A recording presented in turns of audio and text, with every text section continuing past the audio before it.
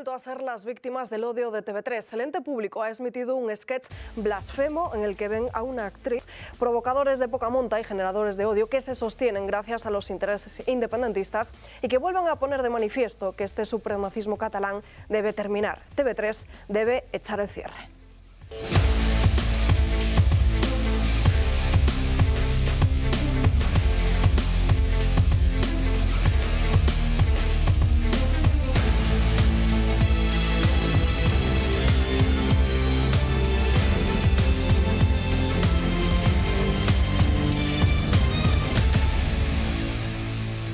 Comenzamos el lunes aquí en Dando Caña con muchos asuntos de los que hablar y comenzamos también con la noticia de que hace apenas unos minutos, según nos confirman fuentes familiares, Fernando Sánchez Dragó ha fallecido a los 86 años de un paro cardíaco. Este periodista, escritor y filósofo, lo conocerán ustedes, también ha participado en multitud de ocasiones en esta casa. En sus juventudes estuvo en el Partido Comunista, pasó de una posición antiabortista a defender la vida, era muy crítico con la deriva actual de nuestro país, también muy crítico con el multiculturalismo y con la ideología de género. Saludamos a los invitados que nos acompañan hoy. Julio Ariza, muy buenos días.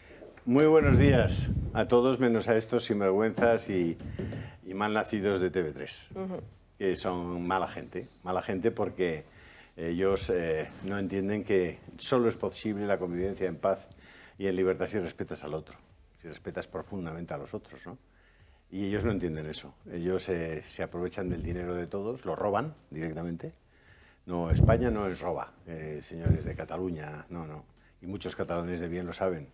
Quien les roba son ellos mismos. Quien les roba son los Pujol, que les robó durante muchos años. Ahí están. No, ni siquiera están ninguno de ellos en una prisión como deberían de estar desde hace muchísimo tiempo. No han sido ni juzgados todavía por la maravillosa justicia española. Y les roba el Barça, como se ha podido ver, les roba a todos los aficionados el honor y el pundonor de jugar limpiamente a un deporte, y les roba a mucha gente. Lo que pasa es que hay muchos catalanes, muchos, que tienen un virus dentro y que les hace imposible ver la realidad. Imposible. Creen que cualquiera que no coincida exactamente con sus razonamientos es simplemente un fascista españolista irredento. Un tipo lamentable, intolerante, etc. Cuando la realidad es exactamente la contraria. La realidad es que en Cataluña no hay libertad para aquellos que no están en el separatismo. Y TV3 es un caso de corrupción profundísima que ha permitido a muchos de los que han pasado por allí hacerse multimillonarios. Algunos de ellos hoy tienen empresas más que multimillonarias y que dominan una parte muy importante de los medios en España, gracias a la protección que les ha dado y el dinero que les ha dado TV3. Esa es la realidad. Y que además, teniendo todo eso como bandera, que es poco exhibible, que además se hayan permitido el lujo de ofender gravísimamente las creencias y el cariño que tenemos los cristianos a la Virgen, que hayan tenido esa no sé, besanía, ¿no?, en su comportamiento, pues los descalifica completamente. Yo, desde luego, sí sería partidario de cerrarlos, echarlos a la calle a todos y tener una televisión de servicio público que fuera honesta, que fuera de verdad libre y que diera un servicio a todos los catalanes, al 100% de los catalanes. Josep María Francas, muy buenos días. Muy buenos días. Hay miles de temas, la verdad es que hoy, pero como las televisiones siguen con el tema de la señora Obregón y sus cositas y el vientre de alquiler, aprovecho para decir que en el blog, en el mío No Entiendo Nada, he publicado un texto que pienso que vale mucho la pena de leer. Lo he mandado a mucha gente, que está escrito por Manuel González Barón. Él fue director honorario director honorario de la Cátedra de Oncología Médica. Uno de los mejores oncólogos españoles. Y Medicina Paliativa de la Universidad Autónoma. Es el jefe jubilado del Servicio de Oncología Médica del Hospital Universitario La Paz. Y me ha escrito un texto largo, absolutamente adrede sobre este tema, que yo no quiero sintetizarlo porque creo que me lo cargaría, pero sí diré dos frases que me parece que marcan bastante la cosa. Primera, no existe un derecho a ser padre o madre. Lo que puede existir es el deseo de tener hijos, aunque no puedan hacerlo de manera natural.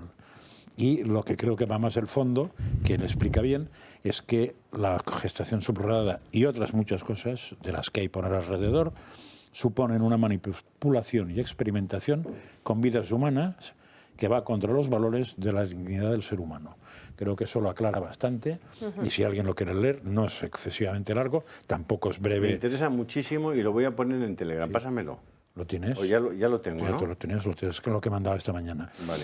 Aparte de eso, lo de TV3 lo vi, pasé de raya, pasé olímpicamente, no quería cabrearme esta Semana Santa, sobre todo porque además va contra la onda. O sea, primero llueve sobre mojado, TV3 no es ahora cuando empieza. O sea, desde muy al principio cogió una deriva y después ha cogido ya una deriva absolutamente esféricamente horrible.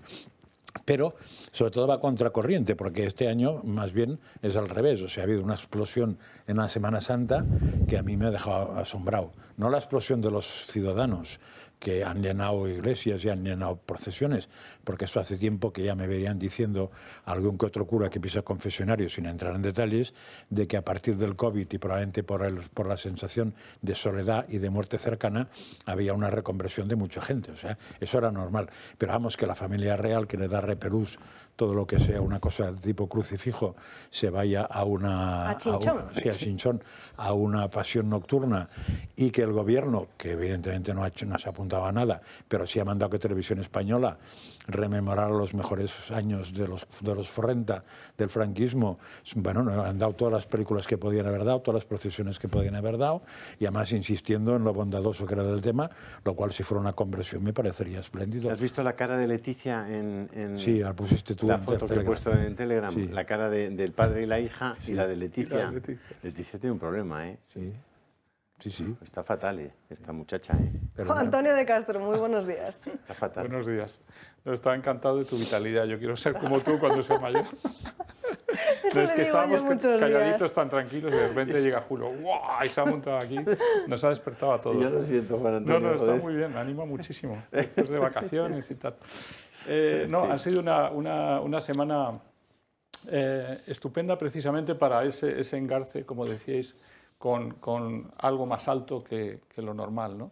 Esa visión que deberíamos tener, yo creo, hacia una no sé, si no queremos llamarle religión, Dios, algo superior a nosotros, algo más cercano a lo que hablamos siempre del derecho natural y algo que nos empiece a poder hacer entendernos entre nosotros, ¿no? No creo que por nuestras visiones horizontales, sin relación de abajo a arriba, digamos de arriba a abajo, podamos solucionar nuestros males. Yo creo que nos falta algo en todo, para cumplir los derechos humanos, para cumplir la justicia, para hacer justicia, necesitamos un engarce. Y ese engarce que estabas mencionando, yo creo que es el que se empieza a notar quizá en esta Semana Santa, quizá después del COVID, quizá haya un cambio, quizá va a ser muy lento, no lo sé. En todo caso, que aquellos que están, por ejemplo, en la Iglesia, encargados precisamente de aprovechar estos momentos, porque los aprovechen, ¿no?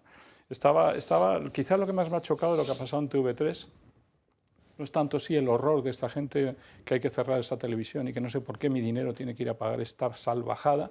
O sea, dan ganas de liarte a tortas con todos y como no lo puedes decir, pues bueno, pues dices otras cosas que sean políticamente correctas. Pero ¿por qué mi dinero tiene que ir a pagar esta barbaridad, esta blasfemia? Están robando. Esta blasfemia, porque es un robo. Robando. Es un robo. Y luego lo que más me molesta es las reacciones. Las reacciones, ya está bien de ser melifluos, ya está bien, pero ya está bien, juegan con eso, con que hoy en día hay que ser políticamente correcto. Juanma Moreno, espero que para pedir perdón sepan hacerlo mejor. Vaya usted al cuerno. ¿Usted se cree que ese es el nivel de respuesta que se merece TV3 con la salvajada que ha hecho a todos los andaluces? Que sepan hacer mejor la petición de perdón, si no van a pedir perdón. Y que saber hacerlo mejor. Y luego el obispo de Huelva. Falta sensibilidad humana. Mire, señor, especifique mejor. No falta sensibilidad humana. Hay una agresión directa.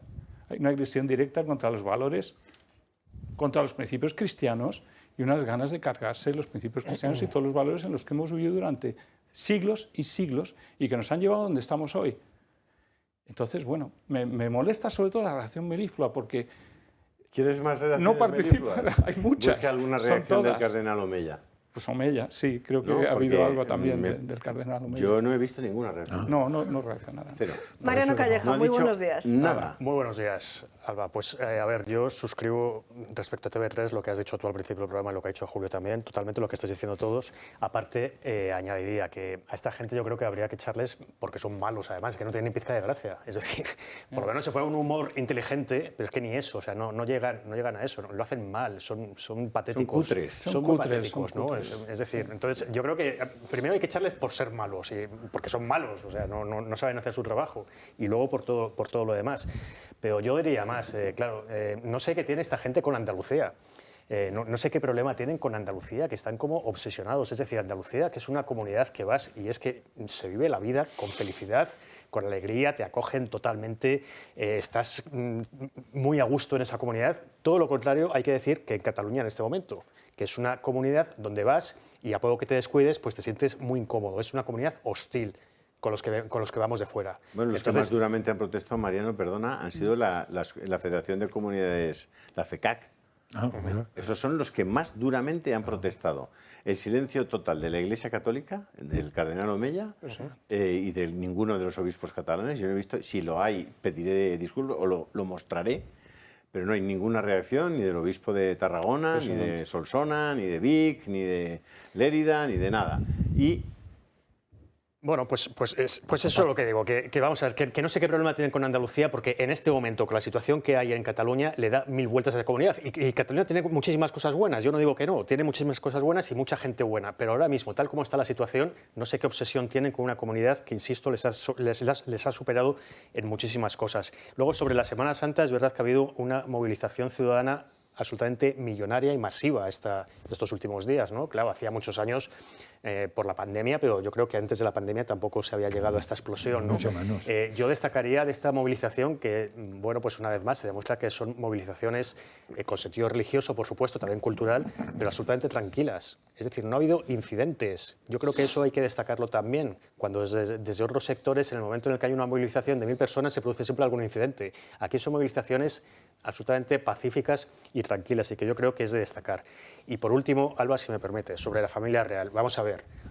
Han ido a Chinchón, les han acogido con los brazos abiertos, han estado ahí en un momento pues, muy importante para todos los españoles y identificándose con lo que ha sido el sentir de la mayoría de los españoles esta Semana Santa. Tampoco vamos a criticar a la familia real porque han hecho pues, algo que desde mi punto de vista es muy positivo, como es haber ido a Chinchón a participar de los actos de Semana Santa. No, si no es crítico al revés. Digo que es un cambio sustancial. Había cierta crítica y subliminal, me parece. No, pero sí que es cierto que es curioso cómo pasan de dejarse ver a ir a ver, ¿no? Por así decirlo. A mí me parece, de verdad, que Omeya no haya dicho nada. O sea, a Omeya, hace 6 días, el Parlamento de Cataluña lo ha citado para la Comisión de Pederastia. O sea, el Parlamento de Cataluña cita a Omeya y no cita a las asociaciones LGTBs que están propiciando todo el día la corrupción de menores. ¿A esos no les cita? No les va a ¿Cita a citar. Omeya?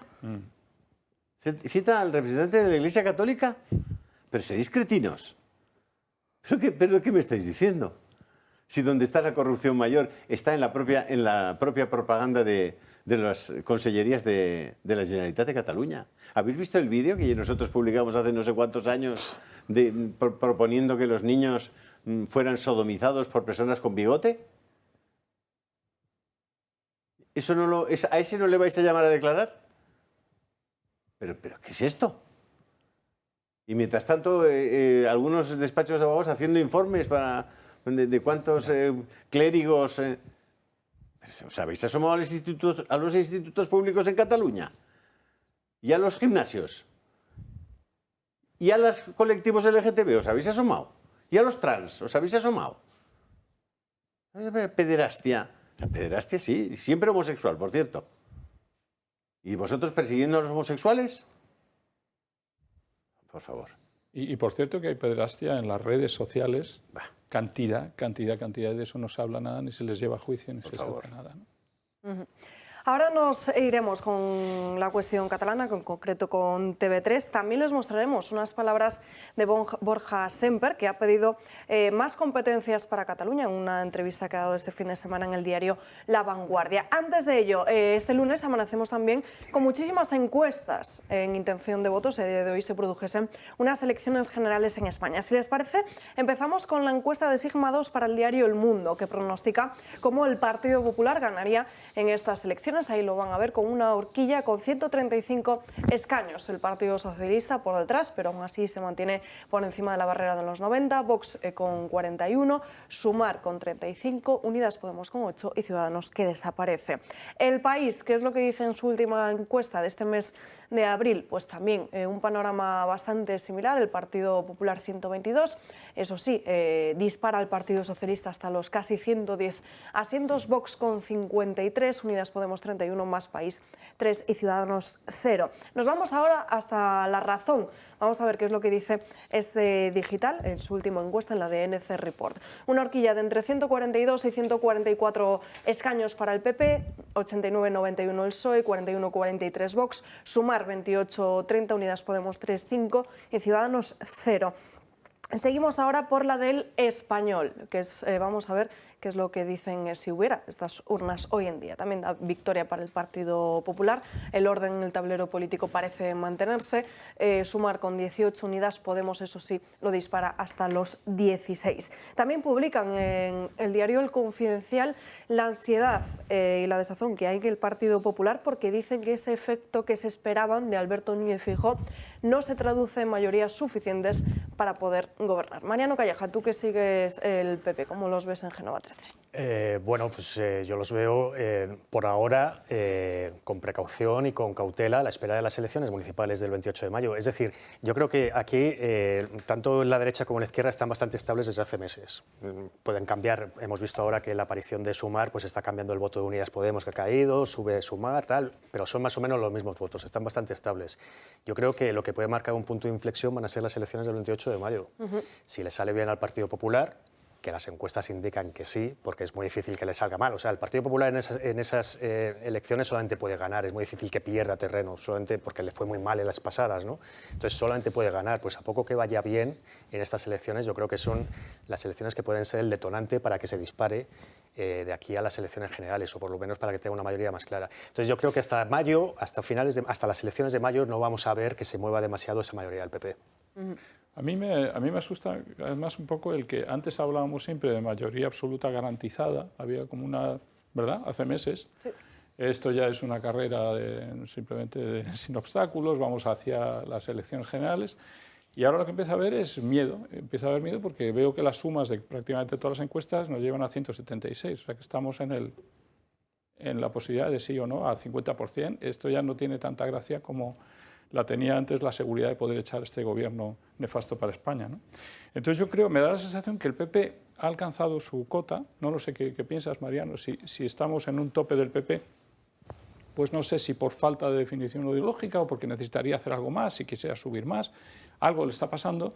Sin embargo, le veo un gran espacio todavía a Vox, que está empezando a tomar distancias, también me da esa sensación, Monasterio Ayuso, todas las cosas que están ocurriendo, y que quizá ahí esté la posibilidad de conseguir más votos para echar a este gobierno, reforzar, en este caso, a Vox en particular. ¿Y por qué lo digo? Porque es que por el lado del PP me da la sensación que no van a aportar, primero no van a ir por el camino ideológico, luego no van a poder atraer a más gente. Tirar del Partido Socialista ya han atraído todo lo que podían. En cambio, los que sí tienen un espacio todavía es Vox, que si de verdad imprime un lenguaje claro para los españoles y transparente, puede atraer muchísimos más españoles, incluido de la izquierda. Puede tirar muchísimo más. Me da la sensación que por ahí, no sé cómo. No, nosotros en ABC hemos publicado dos datos estos días que yo creo que son bastante interesantes. Uno es del resultado de la moción de censura, del trasvase que se produce siempre entre PP y Vox, que hay un movimiento de voto pues bastante ágil, ¿no?, entre PP y Vox y al revés, claro. Bueno, pues el resultado neto es 30.000 votos a favor de Vox. Es decir, fue justo después de la moción, la encuesta que hizo GAT3 para ABC, se veía como el PP perdía un 10% de votos hacia Vox y Vox un 13% hacia PP, pero al tener más votos el PP, la diferencia son 30.000 votos a favor de Vox. Claro. Eso es muy significativo. No se sabe muy bien, eso hay que verlo un poco con el transcurso del tiempo, si fue un momento justo puntual, después de la moción, un momento puntual, además, una burbuja de la moción de censura que a Feijóo no apareció por el Congreso de los Diputados y puede ser que eso se beneficie también a Vox o esto se mantiene en el tiempo. Eso por un lado. Por la derecha, Vox no está perdiendo votos hacia el PP tanto como esperaba el PP. Eso es un hecho ahora mismo. Por la izquierda, porque Feijóo también está buscando el voto de la izquierda, del centro-izquierda del PSOE. Ahí hay un dato también que es más o menos un 20% de exvotantes socialistas que votaban al PSOE en las últimas elecciones que se mueven en la abstención ahora mismo, un 20%. Están entre el no sabe, no contesta, el voto en blanco, la abstención declarada, bueno, un 20-22%. Es ese 22%, que es más de 1 millón de votos aproximadamente, al que está aspirando también Feijóo y el que confía en el que, según pasen las cosas, según lleguen las elecciones municipales del 28 de mayo, como decía antes, y según pues, se transcurra el tiempo, pues se decanten por un partido que Feijóo está queriendo que sea conscientemente centrista. Es decir, yo cada vez me cuesta más hablar del Partido Popular como centro-derecha. O sea, es más centrista, es que ya es centro-derecha y centro-izquierda, o sea, es que está en el centro. ¿Sabes lo que pasa? Yo tengo la sensación que esa necesidad de traer gente del Partido Socialista, ¿no? Digamos, de la izquierda, le va a hacer perder gente hacia Vox. O sea, que por eso me da la sensación que Pepe se queda neutral. Por mucho que tire de allá, pierde de acá. Pero justo lo que buscan es la suma. O sea, lo que busca el PP es que, a pesar de que pierda votos para un lado, claro, cojan otro. Pero a mí me da la sensación de hay dos cosas que analizaría de aquí. Una, es una lástima o es curioso que tengamos un país tan ideologizado de que el PSOE de Sánchez siga teniendo más de 100 votos, más de 100 escaños. Eso a mí me deprime bastante porque creo que ha perdido mucho la raza, ¿no? Y la segunda cosa, me da la sensación de que lo que está buscando el PP ¿son los votos de la izquierda? No, creo que lo que está buscando es que a la izquierda no le moleste que gobierne el PP. O sea, la máxima izquierda no se enfade con el PP porque entonces tendrá abstención. Lo que están buscando es la abstención del cabreado con Pedro Sánchez. Y si este cabreado con Pedro Sánchez, diríamos, viera que va a ganar Vox, pues entonces iría a votar a Pedro Sánchez, aunque fuera con la ley tapada, con lo que fuera. Pero claro, si va a ganar un PP, que es una especie de cosa que no se sabe exactamente qué, pues tampoco me molesta lo de las famosas aristas de Aznar a Rajoy y de aquí, porque en el fondo lo que tiene el PP ahora es un Rajoy 2. Lo que pasa es que, mi opinión es que en algún momento tendremos que bajar al ruedo de la realidad. Porque, claro, todo esto son performance políticos, marketing, coyuntura, televisión, imágenes. Pero, claro, las cosas que verdaderamente importan a la gente. Aunque hoy veíamos una entrevista a un chino que decía que las únicas 3 cosas que les importan a los europeos son los placeres, la ecología y el fútbol. Y bueno, puede ser que sí, con lo cual lo que yo voy a decir pues les importará a unos pocos, ¿no? Que la vivienda, el sistema de salud, la educación, la seguridad y la demografía. Desde mi punto de vista son los retos, digamos, desde un punto de vista de gobernanza del país, pues, los más importantes, ¿no? Que te asomas a la vivienda, que hace referencia a las necesidades sobre todo de la gente joven que quiere construir una familia, que tiene una esperanza de futuro, etcétera, y no han hecho una puñetera vivienda, ni han cambiado ninguna ley para liberalizar el suelo, ni han hecho nada que contribuya a que los pisos sean más baratos, más asequibles, tanto en alquiler como en venta, cosa que podían haber hecho. Es decir, se tenían que haber volcado, desde mi punto de vista, sería uno de los temas clave, ¿no? Cuando vas a decir, oye, ¿a quién voto? ¿A quién voto? Vamos a ver. ¿Quién va a hacer casas para que la gente, todo el mundo pueda tener un piso digno? ¿Quién lo va a hacer? ¿Dónde están los programas electorales? El que yo construya un modelo de sociedad donde la gente pueda vivir, dormir, tener un lugar donde construir una familia, donde... Bueno, por el momento no parece que los grandes partidos estén muy empeñados en eso, ¿no? El sistema de salud consiste en que tenemos los médicos y las enfermeras y el personal sanitario peor pagado. Usted quiere tener un cojonudo sistema de salud con todos los derechos sindicales, no sé qué, no sé cuándo y tal, pero va a pagar muy mal a los... tal. Se le están yendo todos a Alemania y a Inglaterra. ¿Cómo resuelve eso? Porque usted podrá resolver muchas cosas, pero ¿cómo lo resuelve? En Patera no le van a venir los cirujanos cardiovasculares. Tendrán que venir de alguna otra parte, bien preparados y bien formados, si quiere usted tener un sistema de salud excelente, ¿no? Y además usted tendrá que gestionar bien sus hospitales y sus centros de salud para que no cuesten mucho más de lo que tendrían que estar costando. Y tampoco está dispuesto a revisar eso porque no quiere saber nada con la gestión privada. Y la gestión privada no es más que la gestión social. La gestión privada es la gestión de una parte de la sociedad que dice, oye, voy a gestionar esto. Y le dice el Estado, déjame, ya lo hago yo. Y el Estado dice, no, yo te voy a contratar a ti, te voy a dar todos estos privilegios, estos derechos, además, y así me votas a mí y tú lo gestionas y no te preocupes que no te podré despedir nunca, tendrás todos los tal, con lo cual, ¿qué vas a gestionar? Si no me van a despedir nunca, ¿yo qué voy a hacer? ¿Llegaré a las 9 en punto o llegaré a las 10? ¿Estaré por la tarde en una consulta privada? Porque claro, me está pagando usted 3.000 pavos y llevo 15 años para llegar a ser el cirujano de no sé qué. Bueno, el sistema de salud tampoco están en ello. No están por modificar el criterio de decir, oye, vamos a hacer un presupuesto base cero y vamos a ver cómo construir un sistema de salud en la que la colaboración, el principio de subsidiariedad funcione de verdad y la sociedad haga lo que puede hacer, lo haga lo mejor posible y el Estado haga lo que la sociedad no puede hacer, que sería lo que yo plantearía como partido político. Y a lo que has dicho de vivienda, añádele también que los jóvenes no pueden acceder. No es que no haya suficiente. Sí, faltan viviendas, por supuesto, hay que construirlas, pero hay que hacer que los jóvenes tengan trabajo para comprar y alquilar esas viviendas. A más. O sea, más todavía, tienen que hacer mucho más. Educación, seguimos con educación, el otro tema, el otro gran tema. Oiga, ¿qué puede usted pasar con 4 suspensos de curso? Pues mire usted, al final del periodo de bachillerato, como se llame ahora, de la enseñanza primaria, lo que va a salir es un indocumentado. Y además un tío con ningún hábito de estudio, con ninguna capacidad de trabajo, de ponerse y esforzarse y sacrificarse para sacar algo adelante, con lo cual, bueno, pues lo pondrá usted en el mercado de trabajo sin ningún valor añadido, le va a dar usted el salario mínimo interprofesional, pero olvídese que dentro de 15 años va a seguir cobrando el salario mínimo interprofesional otra vez. O sea, no, esperanza, cero. Cero. Voy a tener un público cautivo muy ignorante, muy incauto, muy tal, que tendrá eso, el ecologismo, el fútbol en la tele y los placeres. Bueno, pues bien, ese es su modelo de sociedad. En el tema de seguridad, ¿cuál es el modelo que aportan? Usted no está dispuesto ni siquiera a proteger mi propiedad privada. O sea, además de todo eso, yo no puedo tener lo que yo quiera porque he ahorrado, porque me lo he trabajado, porque lo he heredado, porque es de mi propiedad. Yo no puedo realmente disponer de él y no puedo protegerlo frente a un ladrón, frente a un invasor. ¿Y te lo va a quitar el Estado con los impuestos de la fortuna y demás? No puedo. Entonces vamos a tener que salir por piernas de aquí. Y la demografía. Todo esto envuelto en que cada día somos menos. Hay más muertes que nacimientos. Y seguimos impulsando el aborto, impulsando la contracepción, la píldora del día después, luego hablaremos de Texas.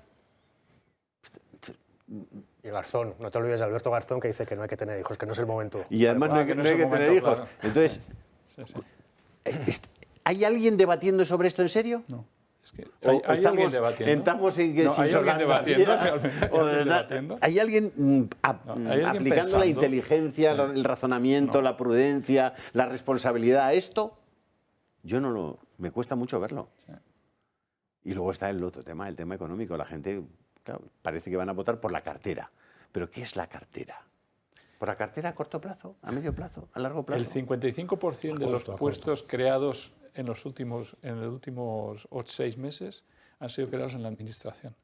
Este es un país de ministerios, aquí de funcionarios. Es decir, que el 55% del empleo creado se vaya a la administración y se ha pagado por el Estado, no me extraña el gasto público, claro, pero ya se acabó el mercado. ¿Qué mercado hay en España si el 55% que se crea de empleo es empleo público? Pero no hay ningún... Y el empleo público tiene una característica, que es indespedible. Es indespedible. O sea, que te lo comes con patatas fritas hasta que se jubile. Luego les mostraremos los datos que tenemos de funcionarios encima de la mesa este lunes. También dentro de esa operación de marketing que denunciamos en la mesa, según el factor de Yolanda Díaz, ese nuevo personaje al que empuja, parece, el Partido Socialista. Se lo mostraremos todo tras una breve pausa de publicidad. 2 minutos, mucho menos, 1 minuto y medio, en y la estamos pausa. de vuelta. Durante la Semana Santa les hemos ofrecido, yo creo que una programación, desde mi punto de vista, para los creyentes y los que querían seguir los diversos oficios, el Jueves Santo, el Viernes Santo, las procesiones. Hemos hecho todo lo que hemos podido y hemos dedicado el mayor esfuerzo que podemos nosotros hacer. Yo les pido que de alguna manera valoren lo que estamos haciendo y lo que hacemos para ustedes, porque otros no lo van a valorar. Sí, lo van a valorar para intentar cerrarnos. Entonces, los que de ustedes quieran que no nos cierren y que sigamos aquí y que podamos seguir dando este servicio, pongan simplemente un SMS con la palabra toro al 28088. Nosotros se lo agradeceremos enormemente y harán posible que sigamos. Esto no va de... Quiero decir, no es un capricho. Es decir, si quieren ustedes una opinión pública que sea plural, donde una televisión como esta, que es única en España, única y probablemente única en Europa, y no sé si única en el mundo, pero desde luego en Europa lo es, una televisión que tenga este criterio editorial y esta forma de hacer televisión, si quieren ustedes que siga, que mejore, que pueda crecer, que pueda llegar a más gente, tienen que hacer un esfuerzo y poner un SMS o dos o los que puedan a ese 28088 para que seamos posibles.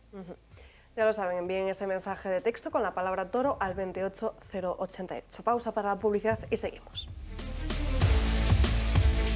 Ya estamos de vuelta en Dando Caña, pasan 3 minutos de las 12:30. Todavía tenemos que hablar y debatir de muchos asuntos, uno de ellos Yolanda Díaz y los viajes, los gastos de los viajes que oculta esa que se ha postulado como candidata y que aboga por la transparencia. También tenemos que mostrarles esas palabras de Borja Semper. Hablaremos y desmontaremos los datos del paro y esa gestión económica de la que presume Moncloa, y por supuesto también les vamos a mostrar el gasto récord en nóminas de funcionarios y políticos que a día de hoy hay en nuestro país. Antes les recuerdo esa noticia con la que empezábamos el programa. Fernando Sánchez Dragó, que ha fallecido a los 86 años de edad por un paro cardíaco, así lo han confirmado sus familiares en las últimas horas. Como saben, ha participado en multitud de ocasiones en esta casa y le están viendo en una entrevista en 6 Mujeres. Además, esta misma mañana, hace apenas creo que ni 3 horas, ponía un tuit con una imagen en la que se le veía él con su gato, Julio.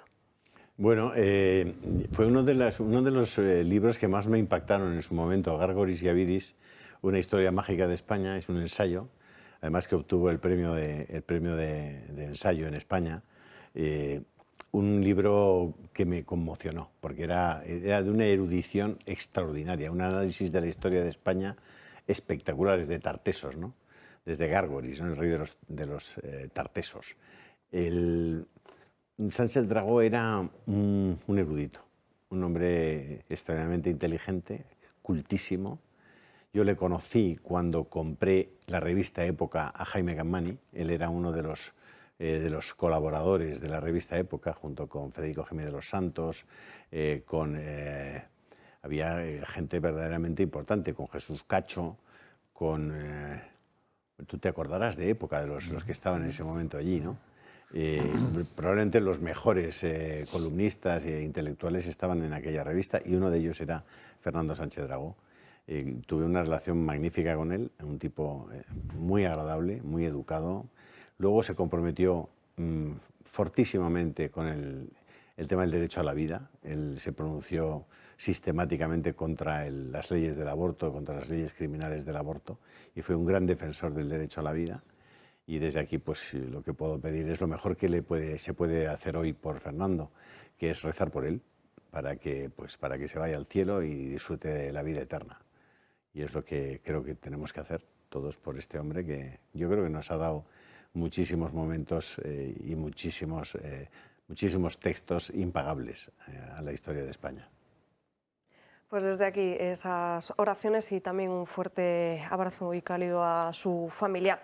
Vamos con más asuntos del día. Les contaba ese gasto récord en nóminas de funcionarios y políticos. Atención, nos lo va a contar Marién Vallejo. Más de 150.000 millones de euros. Marién.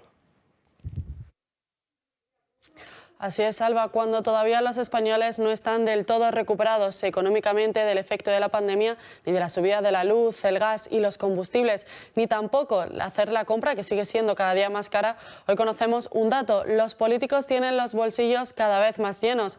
Y es que, pese a la situación actual, el conjunto de sueldos y de cotizaciones ha superado los 150.000 millones, lo que supone un 4,2% más que el año anterior. ¿Y a qué se debe esto? Al aumento de personas en las administraciones generales, tanto del Estado como de las autonomías y ayuntamientos. Unos datos que se entienden mejor con otros, porque el gobierno de Sánchez les cuesta a los españoles 50 millones de euros más que el ejecutivo de Mariano Rajoy. Y es que la factura a las arcas públicas de Sánchez y sus ministros no deja de aumentar, y mientras tanto los españoles ven cómo sus bolsillos están cada vez más vacíos y los precios más elevados. Gracias, Marien. Pues mientras vemos efectivamente como muchísimas familias en nuestro país lo pasan muy mal para poder llegar a final de mes, o que el gobierno no consigue reducir la deuda pública, vemos como los políticos y también los funcionarios cada vez nos suponen más. Claro, es un poco lo que comentábamos antes, ¿no? Que se está convirtiendo realmente en una gran administración. España se está convirtiendo en una gran administración, una especie de superestructura pública de la que no se sabe de dónde va a salir realmente el dinero para poder pagar, porque es la economía la que tiene que generar ese dinero, y cada vez son menos los que participan en esa generación de dinero. Del 18 al 2023 pasamos de 118.000 millones a 198.000 millones. Quiere decir que subimos 78.000 millones de gasto público, del 18 al 23. Y mientras la economía española crece como unos 150.000 millones. Quiere decir que la mitad del crecimiento de la economía española se lo traga la administración aumentando su gasto público. Quiere decir que en este país prácticamente de cada nuevo euro generado, 54 céntimos son para gasto público, se van en gasto público, de cada euro que genera la economía española. ¿Quién va a generar el futuro si seguimos en este camino? ¿Quién va a aportar para la seguridad social? ¿Quién va a mantener a los funcionarios? Como decías, Julio, ¿cuál es el sistema que nos han planteado? ¿Cuál es el sistema de vida y de supervivencia que nos está planteando? Y coincido en que nadie está discutiendo esto, y que me encantaban las épocas de los 70s y los 80s y los 90s en las que había think tank, centros de pensamiento, clubs de reflexión, prospectiva, gente como Emilio Fontela. Había maravillas de personas en este país que pensaban en el futuro, y aquí no piensa nadie, de hecho no piensan. Entonces esto tiene que salir por algún lado, o se va al garete completamente. No sé si estáis de acuerdo conmigo. Hay algo que o nos repensamos el sistema o no vamos hacia adelante. Yo creo que sí, se piensa como mucho a 4 años. A 4 años. En la cabeza, como mucho, de los que más piensan, en teoría, como mucho 4 años. Pero es que además todo eso viene agravado por una cuestión, que estamos en el momento de la e-administración. Para que no sepa qué es la administración, quiere decir meter Internet en la administración. O sea, que cualquier país sensato lo que tendría que hacer es invertir más en maquinaria y invertir menos en funcionarios. Es decir, ir a menos funcionarios, porque no hacen falta, porque si las máquinas, si algo hace Internet, es que te ahorra una cantidad de gestiones brutales. Y además, contando que en muchos casos hay trabajo desde casa ahora mismo, hay funcionarios que siguen trabajando horas y horas desde casa, lo cual quiere decir que tampoco ha mejorado la atención al ciudadano. Se está digitalizando muchos servicios públicos, pero quizás la forma de financiarlos no es a través de los fondos europeos que supuestamente venían a ayudar a las empresas y a los trabajadores después de la pandemia. Sí, bueno, pero se estarán digitalizando, pero el ciudadano lo nota muy poco, ¿eh? No, y se está digitalizando mal, ¿eh? Se está digitalizando mal, porque yo estaba el otro día en una famosa casa de bricolaje en este país, en la que éramos una cola inmensa para pasar todas nuestras cositas por unas máquinas que de las 10 funcionaban 3, por cierto, y habían quitado 10 cajas con 10 puestos de trabajo, seguramente doble, es decir, 20 personas que se van a la calle para servirte peor. Y toda la gente que estaba en la cola comentaba lo mismo conmigo. Estábamos hablando de eso. Dice, todo esto es digitalización, la gente a la calle. Y luego dicen que la digitalización no te pone en la calle. Claro que sí, se rompen y se rompen empleos, ¿no? Sí, pero en la parte privada. La parte privada. Curiosamente, la digitalización, en la privada, como sea, en la parte privada, sí, ahorra puestos de trabajo. Y en la parte pública aumenta puestos de trabajo. Luego aquí falla algo. Esto no va a ningún lado. Falla algo y falla mucho. Pero es que además esa digitalización de la que habláis es que además lo hacen mal, como decíais, porque no sé, es que entrar en cualquier parte de la administración pública para hacer un trámite a través de Internet es una tortura. Ya. Es una absoluta tortura. Necesitas un manual de instrucciones y ni por esas. Es decir, Pues es muy difícil llegar hasta el final. Están muy penalizadas las personas más mayores. Sí, por supuesto. Que no tienen la facilidad de acceso. Pero los más mayores y los más pero jóvenes. los mayores todos, también, Pero porque- es que les da igual. Sí, sí. Claro. O sea, se Es que gastan les el da dinero. igual que a los bancos. Les da igual. Es igual a las personas O sea, mayores, eso desde luego. Pero el problema de la administración es que es dinero público. Y entonces están gastando el dinero en digitalizar, que me parece muy bien porque es necesario, que ya está bien. Algunos trámites es que se podrían hacer en 5 minutos en tu casa, pero es que es imposible. Es imposible todas las trabas que ponen, lo mal hecho que están, las dificultades que crean. Bueno, bien, Es bien, decir, digitalice usted, pero para hacer referéndums. Claro. Consúlteme. Como ha dicho París ahora con los patinetes. ¿Usted quiere digitalizar? Fenomenal. Todos estamos digitalizados. Muy bien. Ahora pregúnteme. Pregúnteme si quiero Madrid Central o no quiero Madrid Central. Pregúnteme si quiero la píldora abortiva gratis para las niñas de 14 años sin receta o no la quiero. Pregúnteme si la Seguridad Social tiene que cubrir esto o lo otro o cuáles son las prioridades. Pregúnteme por lo de los suspensos, pregúnteme por los ocupas, pregúnteme por el mercado único, pregúnteme por el castellano en los colegios. No queremos referéndum.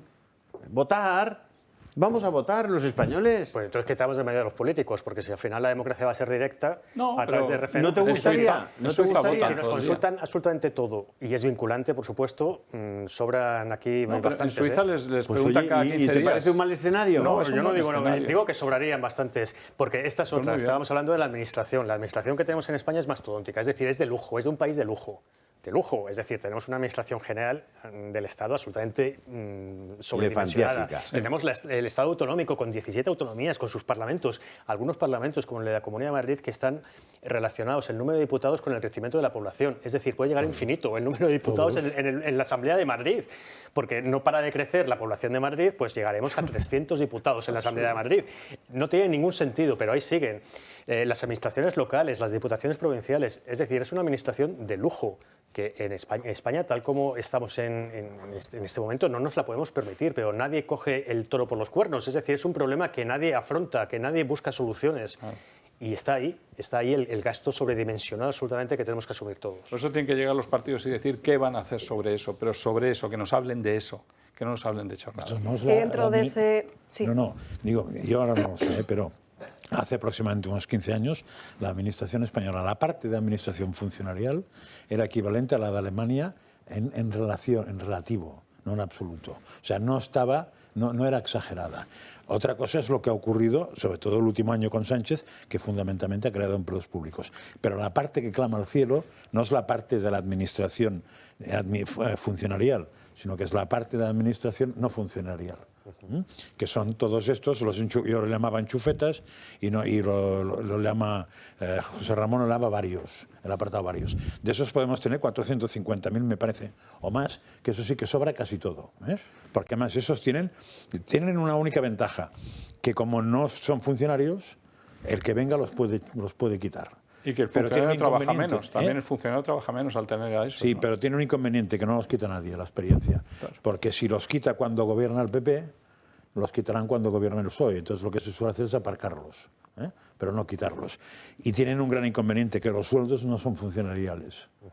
Son de otra categoría muy superiores, con lo cual cuestan mucho más. Pero el problema en España eran los 450.000 estos. Y dentro de ese gasto estratosférico también está las cantidades millonarias que destinamos a Radio y Televisión Española, pero también a diferentes cadenas autonómicas. Una de ellas, TV3, que para este año tiene más de 300 millones de euros de presupuesto. ¿Para qué? Pues para que hagan una parodia blasfema que ofende a todos los cristianos y a la Semana Santa. La semana pasada los católicos vivieron su Semana Grande. La Semana Santa llegó para el deleite y el disfrute de muchos. Sin embargo, una polémica se hizo viral el jueves a raíz de una parodia que hizo arder las redes sociales. La televisión pública catalana TV3 volvió a estar simulaba ser la Virgen del Rocío, una imagen muy venerada no solo en Andalucía, sino en todo el mundo. Además, también utilizaba un forzado acento andaluz, llegando a comparar la moreneta, la patrona de Cataluña, con la Virgen del Rocío. Jo no he entès mai tot aquest tema de la humilitat cristiana. Sí. Porta molta cosa, eh? Mucha cosa. La moreneta...